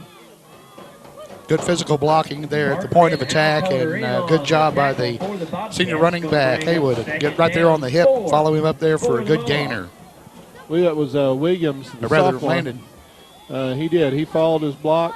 He had some good ones, and the Mohawk offensive line cleared the path. And if you can do that, you can win. And that's going to go to Murray as he cuts up over left tackle. He's going to be close to the first down yardage. He's very close. He may be just shy, according to the spot. The way it looks like from here, it's going to be 3rd and short. Austin finding a seam there, cutting back against the groove and back against the grain and finding some running room, getting it down there to 3rd and short. So the Mohawks have the football down there at the 10-yard line. 3rd down and short as they prepare as 14 seconds remaining on the play clock as we've got 6:08 remaining in the third quarter. Down and inches for the Mohawks. Big play for the Tribe here. They need to keep this drive going. Landon Williams does it. He's going to pay dirt. He's in the end zone.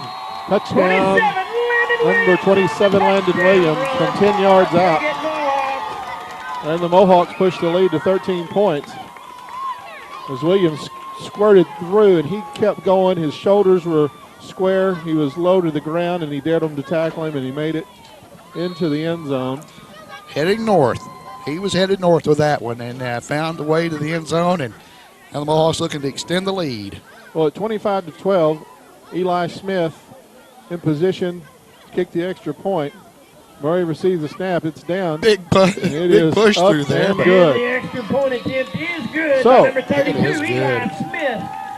With 5:51 in the third quarter, the Mohawks push the lead to 26-12. We're going to take just a moment to thank our sponsors, SOS Custom Vinyl and Sign Shops. It's Dexter and Derek Bostic, 870-324-1822. For motorsport vinyl, big rig, yard signs, banners, outdoor business signs, small, large signs, decals, and more at 1350 Madison Avenue in Piggott. That's SOS Custom Vinyl and Sign Shop. Derek and Dexter Bostic. Wright's Collision, 870-598-3400. Brad has a full-service body shop able to take care of all your needs for estimates and repairs. Give him a call, 870-598-4039.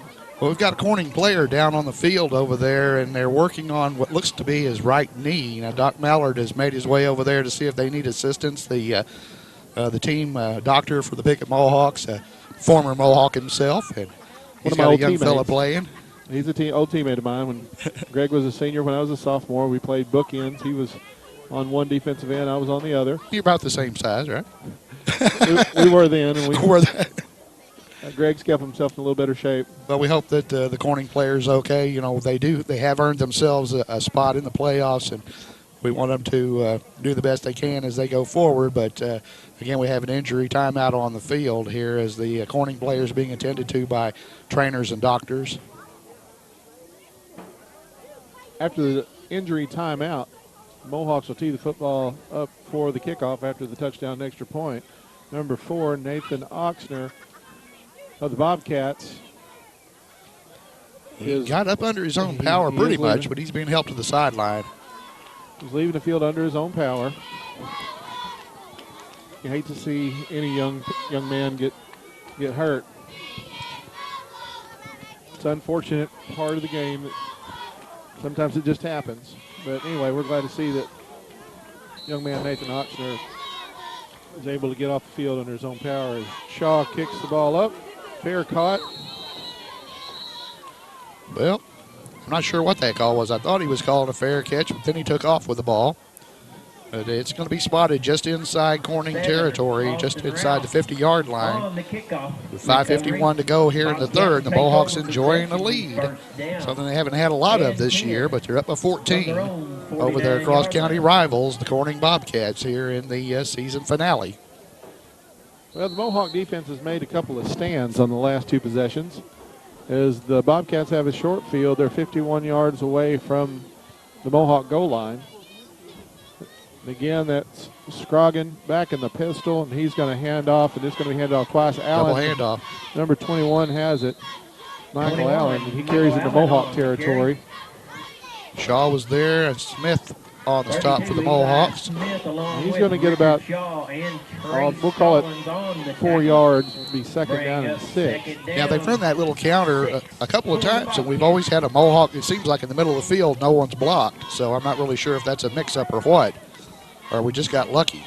Well, Cox takes the ball up the right side, and he does run downhill as he's met the line of scrimmage by Eli Smith, but he's going to be just shy of the first down yardage. Down at the bottom of that pile was Brian Samples, number 52.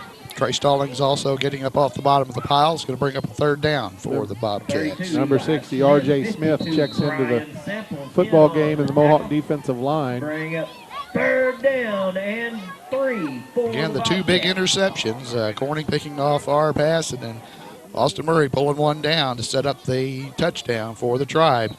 And we have movement before the snap. Yeah, before the snap, Allen was in motion. And I believe they're going to set him back 5 yards. And those are the things, especially when you reach game 10 of the season, that just make a coach crazy. Those basically mental mistakes. Third down. Well, they go from 3rd and 2 to 3rd and 3 to 3rd and 8. I'm going to get it out of there sooner or later. So at 3rd and 8, football spotted at near the 47. Bobcats come up to the football, and they've been in the same formation all night, except for when they split one to each side. Send the man Allen in motion, and they hand it off to him, and he's right up the middle, untouched. Going to be very close. It's court. They give him the forward progress, but I think he's got enough by about a foot. If you go by the official on this side of the field and where he's got it marked. They're moving the chains, and that's going to be a first down as the football is spotted at the 40. 1st and 10 Bobcats. So the 5 yards didn't hurt them. They'll wind the clock with 4:20 to go here in the 3rd. So Barajas split wide to the right, Scroggin in the pistol. Allen comes in motion. They're going to hand off. That's Cox up the middle. He's good job that time. Defense was met there. I believe what it was Drayton Holman actually was knocked down and they plugged up the hole. Did a good job of plugging up the hole. That gave the other Mohawk defenders a chance to take the man outside and take him down after a short gain. Well, number 70, John Daniel Beck, the sophomore, checks in the Mohawk defensive line. This is a short gain on the play. Allen comes in motion, and we got movement again by the Bobcats in the backfield. Be a false start, a penalty assessed against the Corning bring Bobcats. Up a second down and 14 as they step off 5 more yards. Other action around 3A3 tonight. We've got Hoxie. They are hosting Harrisburg tonight. Rivercrest is Osceola for their big annual rivalry game. And, of course, Earl is at Manila to take on the Lions and to wrap up their season. Allen again comes in motion. They're going to reverse it, and that's Barajas, and he's going to pass. He's thinking about it. Nick Haywood was out there, thought he had him for a second. He's got the corner. Angle was just not right on the Mohawk defenders as they tried to take Barajas out. We've got a Mohawk down on the field. He took a shot from number 71, trying to see who it is down there, but we have a Mohawk down right in front of the Piggott bench.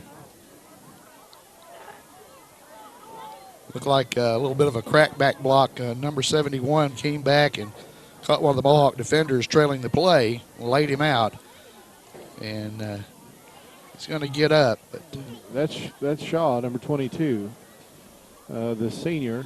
Holding his left wrist, it looks like, but at least it's not well, it's hard to tell, but he's off the field, and we're going to continue with 3:15 to go, and the Bobcats with a first down. Well, after the run, it's going to be a first down. The football spotted near the 24-yard line. The handoff is going to go to the left side, and there is room to run. Again out there. That's number 1, Rainwater. He carries down deep for another first down as he's inside the 5. It's really hard to tell up here, but it does look like Corning's really locking up those defenders out there. He'd like to maybe get a holding call out there as they maybe get a little bit of jersey. But the Bobcats doing a good job of moving the ball in this drive. Spot that ball's down to 7, but Rainwater's in for the touchdown as they just had their way that time. Rainwater takes it in from about 7 yards out for the score. And that's going to cut the Mohawk lead to 26-18. As the Bobcats have not attempted to kick an extra point tonight, and they're in the huddle calling a play. And they're going to come out, snap the football, and try to attempt the 2-point conversion, but they've got another false start. Well, they got a timeout, I believe. Let's see if they've got that called, or yeah, they're going to call timeout. Yeah, they got a timeout. Taken on the field. That's going to be taken by the Bobcats while we've got a timeout. We want to thank some of our sponsors for helping to bring you Mohawk football on YHCTV. Mohawk Mini Storage and Trailer Rentals, Rodney and Kim Rouse. If you need a place to store your things and a way to get it there, need to rent a trailer, whatever it is, give Rodney a call at 870-598-7941. Tarno Crop Management. Chris Tarno helping to bring you Mohawk football on YHCTV at 870-240-4282. Again, that's Tarno Crop Management, 870-240-4282. They line up for the 2-point conversion following the timeout. It's a man in motion and straight ahead and untouched, basically. Well, that's going to cut the lead to 6. For the Bobcat, or extra 2-point conversion. So for the at 26-20, 2:46 remaining in the third quarter. After the score, The Bobcats shave 8 points off the Mohawk lead. 20. And we're down to 6 points separating these two Send out teams. some happy birthdays this Well, we week. were talking about maybe Once having again, something our exciting to very go own on in the Bradley fourth quarter. Stevens. Looks like we might have it, but hopefully the Mohawks can put Former together a good sustained drive, burn up the rest of this quarter, maybe go deep into the fourth quarter before the Bobcats Our get their junior hands back on the Mohawk, football. Mr. Justin Goddard. Happy birthday to Miss Evelyn Thrasher. We didn't talk a whole lot about the junior high team. The junior high squad, they wrapped up their season with a loss at Corning the other night, but put up a good fight. The 7th grade team, they won, easily beat the 7th grade Bob Kittens, and they finished at 5-2. And of course, the junior high team, really only a couple of freshmen moving up, so they'll pretty much be reloading again for next year with a lot of experience. Russell Cox, number 25, tees the ball up. And he's going to squib it downfield. We're going to have a chance for a return. And McKinney has got it. And he goes up the middle. And he is met inside the 40, near the 38. 34, Nick He is McKinney mobbed. on the kickoff return for the Mohawks. And he's Big brought first, down. Ken Piggott. Look like number From 44, their own Travis Foster, at the bottom of that 36-yard pile. Make that number 54, Garrett Householder, for the Corning kick coverage. Mohawks will have first down and 10. That's one of those kind of soft spots out there. You can tell that there are parts of the field that are starting to look kind of rough, where they've spent a lot of time out there between the hash marks. I'm sure that's starting to get a bit soggy. We've had a lot of rain the last 2 weeks on this field. Well, Richard Shaw went out of the game with an injury timeout earlier, but he's back in at tight end. They're going to hand the ball off. And that's Haywood, number 44. On the run Nick goes straight into the pile and doesn't find much room. He picks up about 2 feet on that carry. Well, Austin Rouse, number 7, helped finish off on the tackle. that tackle after he was initially hit by Foster. Second down and 9 for So the after Mohawks. a gain of a yard, be second and 9 for the Mohawks as Nicholas Harris checks in for the Mohawk offense. They'll again split McKinney to the left. Reisinger will be up over the football to snap it. It looks like Dixon up under the center, and he takes the snap, and it's going to be pitched back to Murray, and he is looking for a crease, and he can't find it. 15 He Austin maybe Murray stopped short of the on line of carry. scrimmage. Yeah, it's going to be little or no gain. In fact, he may have, I think he got just right back to the line of scrimmage to see where the spot is, but that's going to bring up a third down and 9.5 or so with a minute and a half to go here in the third quarter. Mohawks really need to hold on to the football for a bit longer, keep that Corning offense on the sideline. So one place they can't score on you is when they're sitting over on the other side. So a big third down play for the Mohawks. Third down and 9 as Dixon takes the snap, and he's rolling out. He's wanting to throw it, and he's flushed. He's got a receiver open. Ball goes out of bounds. That actually fell between Eli Smith and Nick McKinney. I'm not sure who the intended receiver was. I think it was probably Smith on the short route. But it was beginning to look like a Corning defender had the best line on it, but it falls out of bounds, incomplete. And it brings up a fourth down for the Mohawks in decision time for Coach Dave Hendricks. Well, it looks like we're going to see the first punt of the night as Eli Smith is back to receive the snap from number 7, Mason Run. Corning guys are back about the 30, waiting for it. Smith Good line punts a drive. line drive. See if we can get a roll. Taking a roll. Let's see if they're going to field it. They're going to let it roll. The punt is effective. It's inside the 25 at the 23. And that's where the Bobcats will take over. First down and 10. We really appreciate Hitz Chapel Church at the end of 4th Street and Piggott helping to bring you Mohawk football on YHCTV. Hitz Chapel, a place where you can come to know, love, and follow God.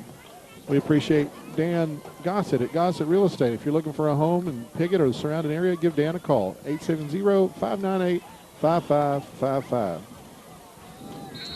Well, the Bobcats back up in the same formation as we have about 2 plays to run here in the third quarter. Cox carries up over the right side. 25. Russell Shaw's Cox back on out the there. carry. He comes up off the bottom of the pile on 22, Richard leading the way on the Shaw tackle on the that tackle. time for the Bring up Mohawk second defense down. as they hold well on that side. Also getting up there with Seth For the Lacey. Bobcats. Number 57, Lacey. And on the tackle, gain of about 3, be 2nd and 7, and they're going to give it to Cox again, and he's up the middle, and he is wrapped up low. 25, Russell Cox That looks on like the carry. number 32, Eli 32, Smith, and Eli Big Smith Ben in Jones, on the number stop. 77, came over the top. Bring up 3rd and about Gonna 3. bring up And they'll have to hustle to get down another and playoff 3. here in the quarters. We got about 9 Corning. seconds left. See if they get the playoff in time. They haven't even broke the huddle. They don't think they're going to have time. They might get it off, but they They'll don't. bring it in to And the they do third not. That's the end quarter. of the third quarter as the Piggott Mohawks lead 26, the Bobcats the Corning 26 to Bobcats 20. We're going to stay right here. We thank Mark Howell, Custom Car Care, helping to bring you Mohawk football on YHCTV. Mark's been doing full detailing in the same location for over 25 years. If you want your car to look, feel, and smell like new again, give Mark a call, 870-598-2571. Also, Mark has a used car lot. We appreciate Custom Car Care helping to bring you Mohawk football on YHCTV. Also, Pumpkin Hollow, Daryl and Ellen Dalton, been good supporters of Mohawk football. We appreciate them and all that they do for the community. That's Pumpkin Hollow. You can check them out on Facebook. Daryl and Ellen Dalton, we thank you for helping to bring Mohawk football on YHCTV. I had an interesting phone call actually Monday. There was a lady from down around Paragould. They were on their way home from Pumpkin Hollow Saturday night, I believe, or Friday night, I believe it was.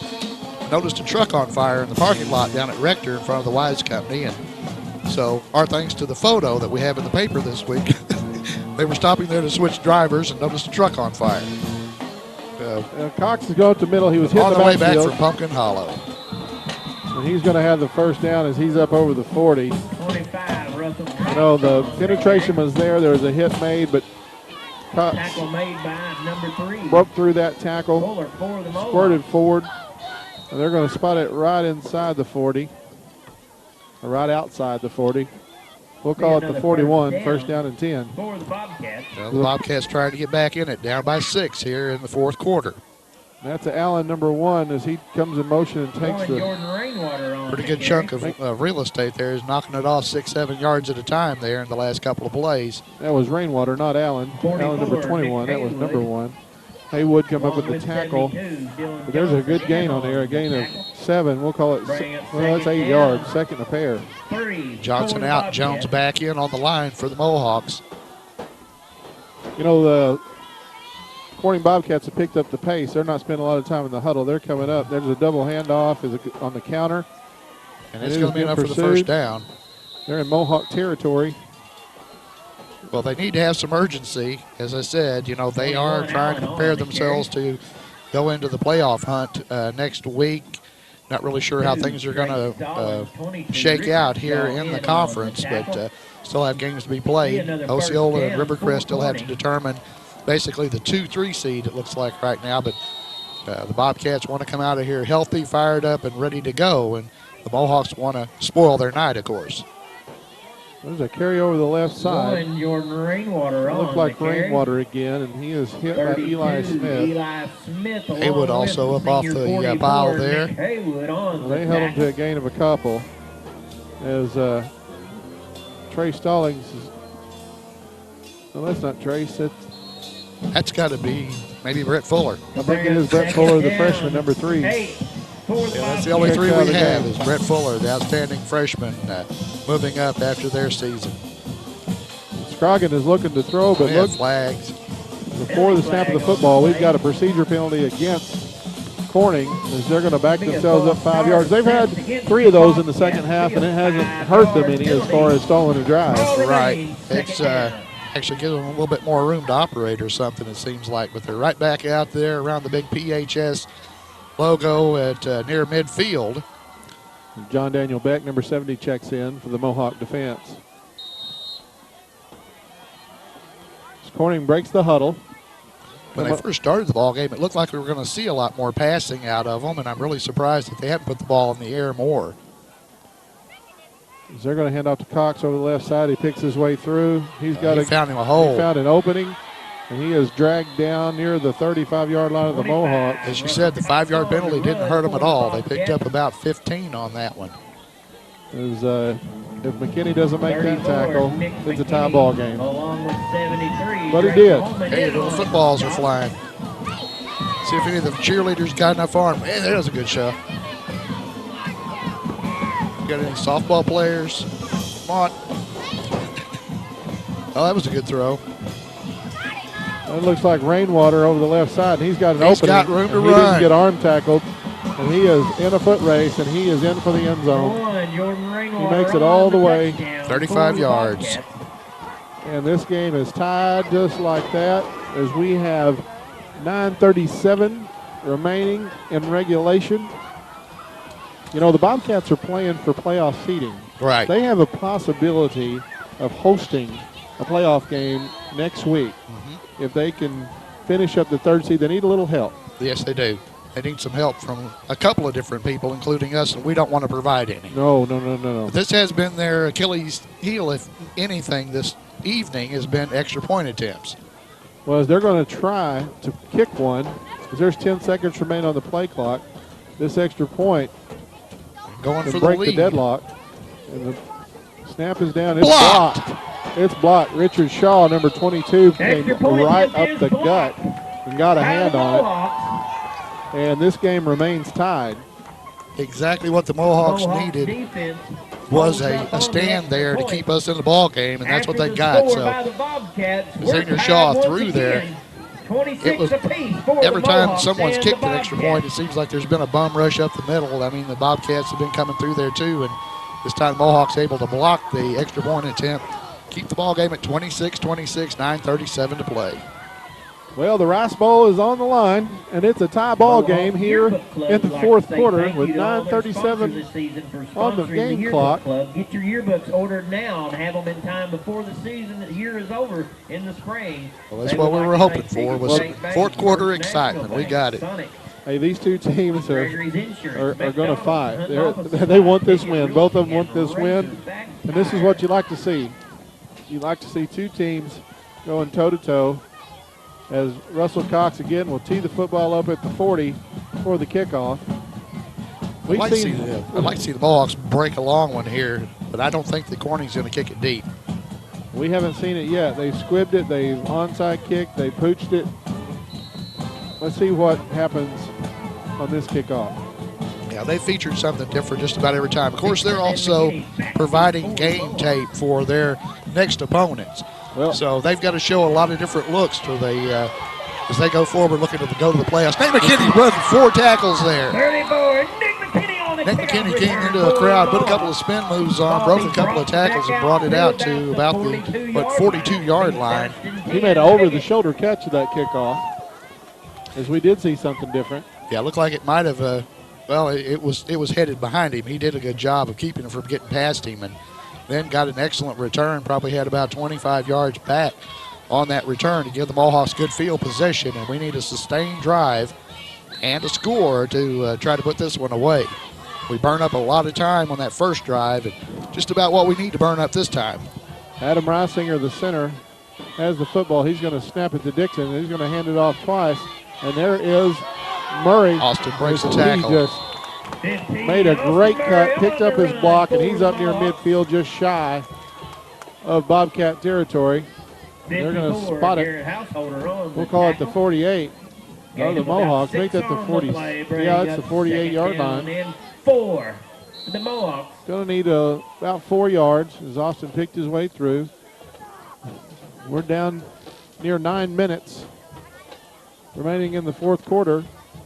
Ron brings the play in from the sideline and gives it to Dixon. And he's going to snap it. He's looking to throw. And he is a receiver. And he got it! What a catch. What a catch. You know, the defensive back, number 1, Jordan Rainwater, never knew the ball was coming. Much like what happened to McKinney earlier, he didn't get his head swiveled around there, and Austin Murray watched it in. He's got great hands, and he pulled that one in for a big gainer for the Mohawks. Well, here on senior night, the senior makes another great play. Looks like he's a little. Be another Piggott Mohawk. Well, works for the wear down there, but he'll shake it off here. They'll get his. Murray's a good player, a good young man, and a great student. And he comes up big here in the fourth quarter as the Mohawks have the football on a drive. And that is Haywood. He's looking to pick his way through, and he's not going to be brought down by one man.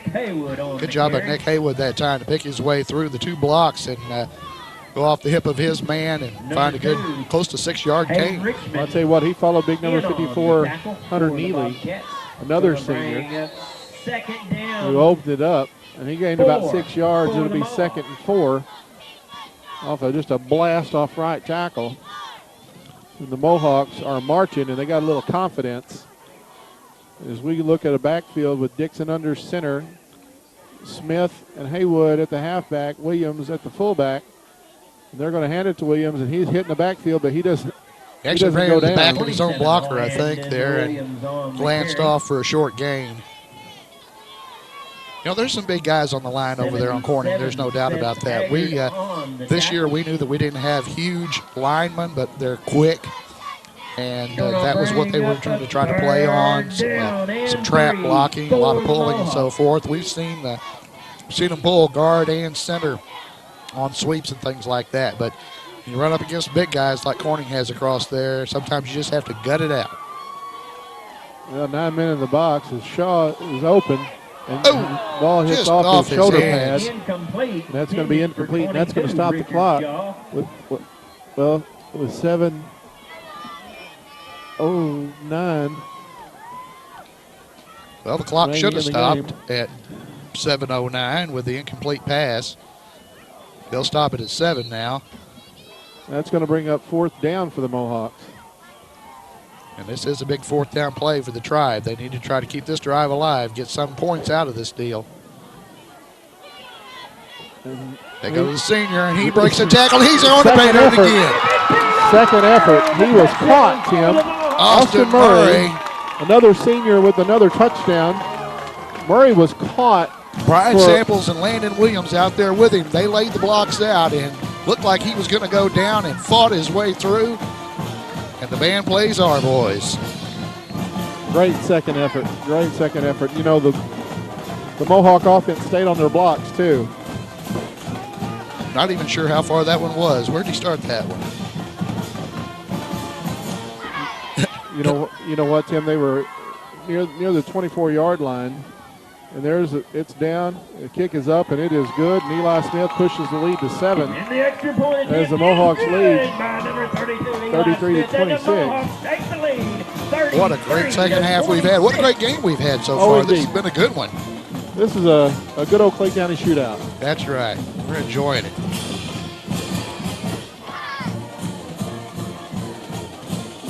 Now, these boys are well aware of as you are, of the long history and tradition of this game, of Mohawk football, and they've had a chance to talk to some of those guys that played back in the days. I was just looking through some of the old papers today, and this was 50 years ago. This fall was when the Mohawks had their 11-0. Would have been the senior season for Tommy Dixon, who went off to the Razorbacks, and the junior year for Gary Adams, and a lot of great players on that team, a lot of great memories. These guys are making memories of their own tonight. Yeah, one of the players off that team, the community leader here, Billy Veal, is in attendance. I don't know that he's usually right down there with that red blanket. Down near the north. Down in the north end zone. Yeah, Billy Veal, one of those. We're going to take a break. You're watching Mohawk football on YHC-TV. 47-yard line. I chose Three Rivers College. They helped me find the financial aid I needed. Classes are close to home.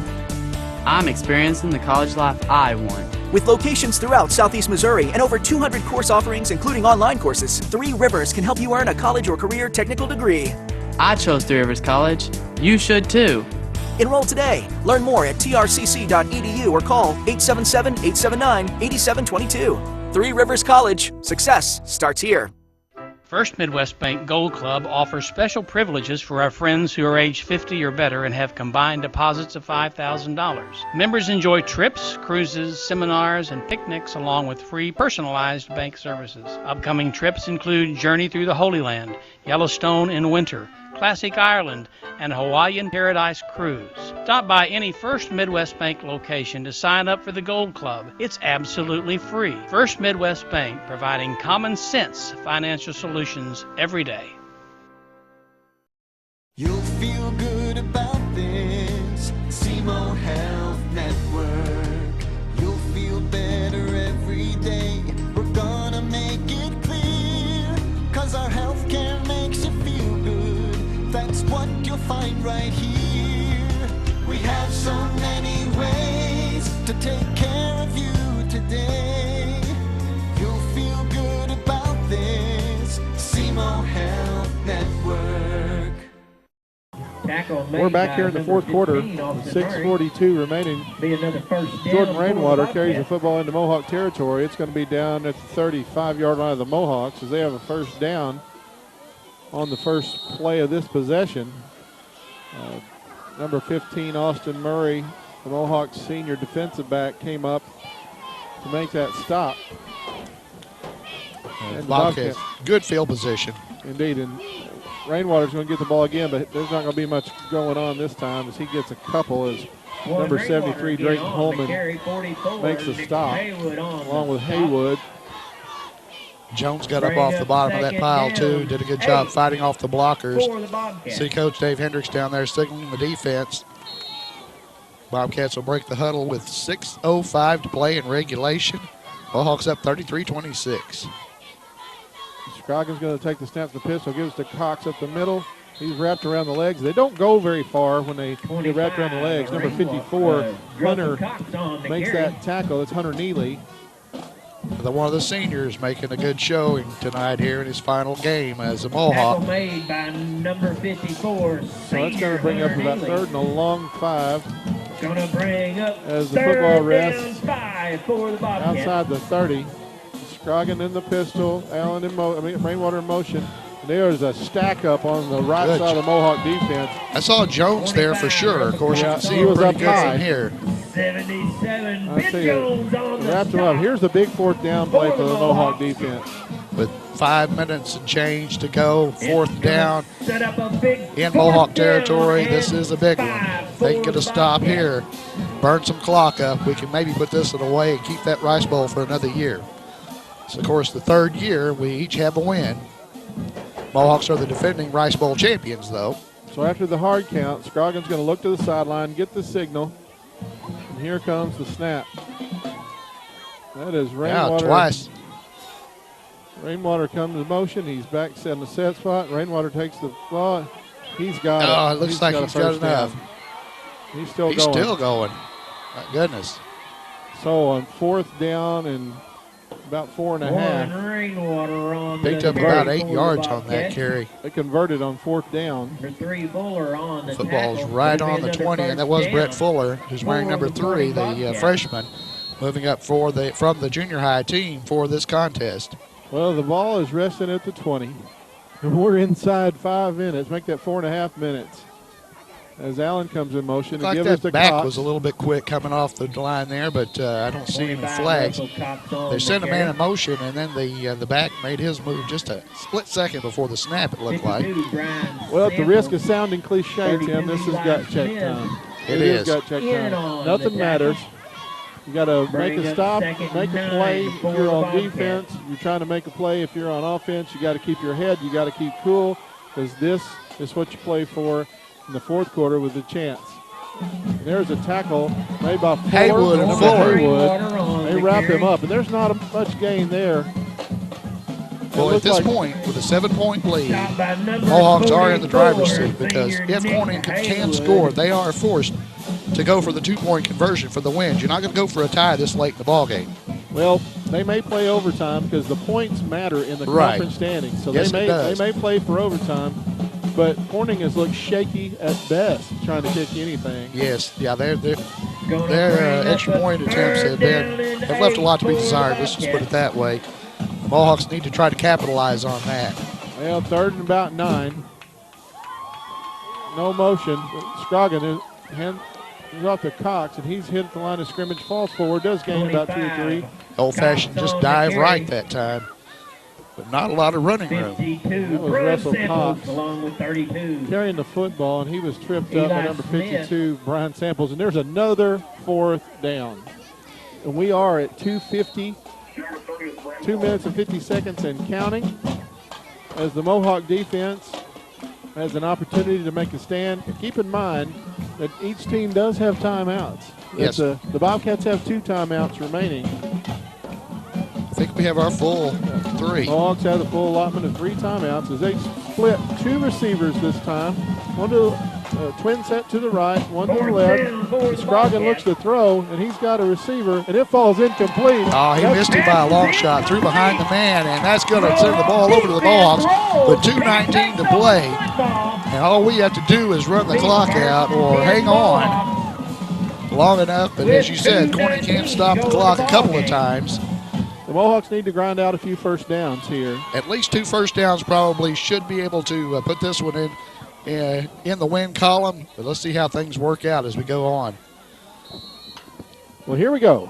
2:18 on the clock.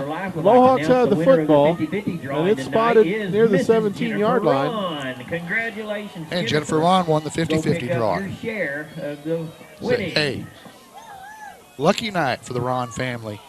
And there's the pitch back, and that is Murray, number 15, carrying over the left side. And there's a We had penalty a flag come in late. And I think that's going to be a 15-yard penalty against the Bobcats. Brian Samples, number 52, is still down on the field. On the play. Let's see, that came in from the back That judge. came in way late. That came in as a late hit or some other unsportsmanlike, I'm sure. Personal foul, unsportsmanlike against the Bobcats. That's a chunk of real estate when you're looking at 2:10 to play Bobcats. deep in Mohawk territory. So that is not what the Corning coaching staff wanted to see. I can guarantee you that. Penalty. So after the penalty, the Mohawks have breathing room as the ball spotted on the 35-yard line. They're supposed to run the clock. You know, the clock should be running after that defensive penalty. Well, but they didn't start it. Officials haven't wound it. And Williams is going to carry the ball right up the middle. He's going to squirt forward for a couple yards. The clock running. We're at the 2-minute mark. 27, Landon Williams. They said he got a couple of yards, so that's going to bring up a 2nd down. And let's see when the Bobcats decide they need to try to stop the clock, because they do have a couple of timeouts. You don't want to wait till you've run it down to nothing before you have something to work with. So the Mohawks can take it down into under a minute and a half before they have to snap the ball. They seem to be in too big a hurry as they come up to the line of scrimmage, full house backfield. Dixon under center, 6 on the play clock, and they hand off to Haywood. He got stacked up before he got started. And that's where you'll probably see your first Corning timeout. So exactly. 1:25 to go. Haywood on the carry. Minute 25 left. Well, we've been wanting a game this year that we had something to play for down the stretch, and this is it. Minute 25 to play in regulation. It's a great game. Indeed. And we would like to extend our gratitude to Piggott Realty, 870-598-3142. That's Mike and Pat Patterson that helps to bring you Mohawk football on YCTV. For residential, commercial, or agricultural real estate, anywhere in Clay County and beyond, let Mike and Pat serve you. 870-598-3142. Thank you, Mike and Pat.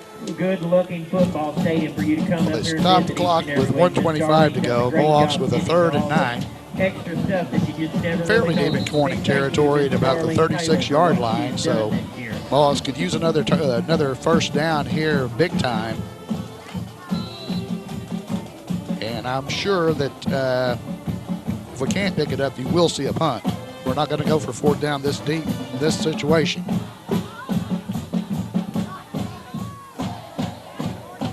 Sophomore's grown up a lot, Dixon has, hasn't he? Well, Murray carries over the left side to the 40, and he's going to be well short, but he held on to the football. The Bobcats will take a timeout with 1:19 remaining. And if they're burning that one, that should be their last one, I believe. It is. So They won't be able to stop the clock. Down for the Mohawks. And that's one thing that will work in the Mohawks' favor. As, again, with 4th down, Mohawks are probably going to have to punt it away. I mean, I really don't see any situation at the 40-yard line that you would want to try to go for it with 4th and 5. A minute 19 to go, up by 7. Well, that's what they're going to do. The Mohawk punt team is on the field, and after the Corning timeout, the football is going to be at the 40. If the Mohawks can get another nice roller like they did last time with that kind of a line drive punt, get them deep in their own territory, they don't have any timeouts, then you just need to be looking for the big play. Well, Eli Smith is back to punt it. Mason Ron is over it for the deep snap. And you know they're going to be going all out to try to block this one. Good snap, gets the kick away, and it is an end over end. It's good, and he's going to have to get away from it as Ron downs it at the 35, and that's where the Bobcats will take over, and the clock never ran. And that's what Coach Hendricks is wanting to know about the clock operators, why they didn't wind the clock when the play started. And, well, you've done that. It's not a really easy job. You're supposed to watch the official. The official will give you the indication when to start the clock, when to start the play clock, and when to stop. Sometimes they do not. Sometimes they'll forget. But they're out there with, 20-some-odd people running about them. So this is it. Here we go with no timeouts. Corning 65 yards away. They're going to hand it off, and I believe that's Rainwater. And he's found a corner. Crease. And he's going to run out of bounds in Mohawk territory near the 47. Brought out of bounds by number 2. Got a straight arm there on Trey Stallings and was able to bring it into Mohawk territory and get out of bounds. And he only ran 8 seconds, which seems be a first down like it should have been more than that. In Mohawk territory. Well, he went left and then found There's a flag on the field over on the far side. Penalty flag in the Corning backfield. And they're asking for a Mohawk captain, so it's apparently against the Bobcats. Looks like there's a discussion with the coach and the referee. Corning coach has come out onto the field wanting a clarification, but we do have a penalty flag lying in the Corning backfield over on the far side, trailing the play. Let's see what the signal is, because there's been an explanation. 71 seconds left in this ball game. Hendricks says send him back. Not really sure what the call is. A personal foul face mask by the offense. I wonder if that was the stiff arm that. Okay, holding is the penalty that's going to be assessed. Okay, they'll mark that one from the point of the infraction, 10 yards back from the point of the foul, which is going to give the. But there again, Corning has come out of these, long situations, these second and third and 15s and stuff, smelling pretty good tonight. So we need to get a stop here. Be nice for maybe Murray to pick another one off here, as he's going to be playing center field back there, not going to let anybody behind him. You got to remember, the Bobcats can't stop the clock, and they run it. And boy, I'll tell you what, they squirted loose again. And got another first down, which will stop the clock momentarily to move the chains. 25. Russell Cox ran tough, and there is a sense of urgency as the tackle is made. I believe that was Haywood in at the bottom of that pile. And they're going to move the chains. When they set them, they'll wind the clock. Now the official gives the indication to start the clock. It starts up, and we've hit the 1 minute mark. Corning looks. Shawkins is back to pass. And that. Get it! Dixon got behind Dixon. Murray brought him down at the 10. Austin Murray saved the touchdown. Actually, it's inside the 10 at about, the 6-yard line. They picked on the sophomore out there on the corner and were able to get the completion. Murray comes across and saves the touchdown. But we're going to be facing what we talked about, is Corning's going to be coming down here trying to score. If they can get it in the end zone, then they have to decide whether to go for the tie or go for the win. But hopefully the Mohawks can hold here. They've held them in short yardage situations already tonight. Let's see what they can do here. Well, the chains don't need to be set, as it is a 1st and goal. And there is 5 left. Haywood's on his wraps back. him up. Going to be short of the 5, around the 7. Again, the Bobcats, they can't stop the clock. Mohawks don't need to hustle too much on getting back up there and getting out of their way. But you want to be ready when they snap it. Cox gets to carry up the Good middle. job. Ball's in the air. Ball's in the air. Ball's in the air. Ben Jones has it. Oh, number 54, Hunter Neely, the senior, came up and made the hit and popped the ball loose. And I believe Drayton Holman recovered it. I think it was Ben Jones. It went straight up in the air. Big Ben Jones pulled it down, laid out, and now the officials are having a discussion. What are they going to do? We got an official's timeout on the field. I'll make that the Mohawks will take a timeout. So they've set the change. It's 1st and 10. Piggott Mohawks with 22 seconds to play and a 7-point lead. The Rice Bowl is staying in the Eastern District. Mohawks have to take one snap. They have to snap the ball one time. What a big turnover. Big hit in the middle. Ball come popping up in the air. And it was just like up for grabs. Well, when good stuff, bad stuff throughout the season happens, I want to tell you one of the things that we're going to remember and that Hunter Neely is going to remember is that when Russell Cox came through with the football, he made the hit, the ball squirted loose and preserved the Mohawks win as they get to defend their honor here on their last game on this field. I'll tell you, that's a big play at a big time. Well, this has been a season where it's just heartbreak at times. Games that the Mohawks know that they should have won, could have won. It came away. We lost the first 3 games by a total of 3 points. Well, 1 tie and 2 losses. And this makes up for it because 22 seconds from now, they will be celebrating. The Mohawks come up in the victory formation. Hang on to the ball. That's all they got to do. Like that, Murray took the knee, and that's going to be it. Let's run down the list of seniors again. They have had a great game, especially Hunter Neely and Ben Jones with a great finish. Austin Murray, Mason Ron, Andrew Roberts, Richard Shaw.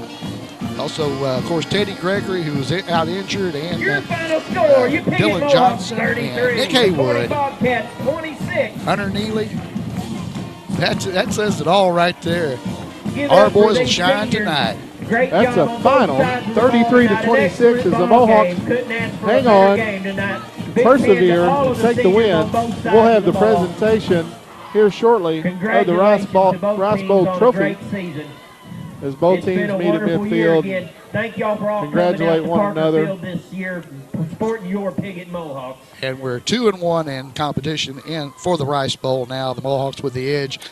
Bobcats might have a chance to go to the playoffs. We wish them the best of luck in representing Clay County in the Arkansas Activities Association playoffs.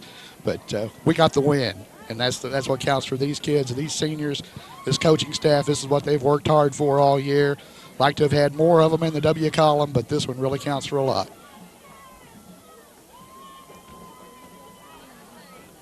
The Mohawks did have a heartbreak to start the season. The injury bug bit them. They lost some close games. They had a game they could have won that they tied. The non-conference schedule could have very well came out of it 3-0 and ended up 0-2-1. And as both teams gather at midfield and they're going to pray together, we're going to sign off. Tim, it's been a fun year. Has been fun, Sean. I've enjoyed it. Appreciate the opportunity to get up here and have a little fun in the booth. Well, that's going to do it for us for this season as Jackie Wallace is carrying the Rice Bowl trophy, and he's going to make that presentation here in just a few moments, and we're going to go ahead and stay on for that. Well, we'd like to, congratulate Nick Haywood with a couple of big touchdowns, Austin Murray with the interception, a couple of big runs, Hunter Neely and Ben Jones, combining there. The seniors really made their presence felt. They made the most of their last home game, their last game, and the last game here at Parker Field for them. They put on a great show for the crowd. I know the folks over at Corning be a little bit disappointed, but they'll be waiting around to see how things pan out, and they'll be, of course, going on into the playoffs next week, and wish them the best of luck and whoever they draw, because I've had a look at the bracket. They're going to have a tough row to hoe. Even if they come out as the third, which I doubt it now, with the conference loss. But with that, it's going to be interesting for sure. You see Dave Hendricks down there. He is fired up. He is happy. You know, Jackie Wallace is going to get lost in that crowd. Yeah, he's not a tall guy. I can see there's the trophy. There's the Rice Bowl. The Piggott Mohawks hold it above their heads. Celebrate. Congratulations to all the Piggott Mohawks and all the staff. Even our managers and everybody that made it possible, made this season possible. And the Rice is flying down on the turf of Parker Field. And the big Mohawk is smiling. Well, this is Sean Parker on behalf of Tim Blair, my partner. Thank you. It's been a fun year. We're going to sign off. And Tyler, we appreciate you. We thank you for what you do for our community and for these young people. Again, you're watching Mohawk football on YHC TV. This is Sean Parker signing out. And good night.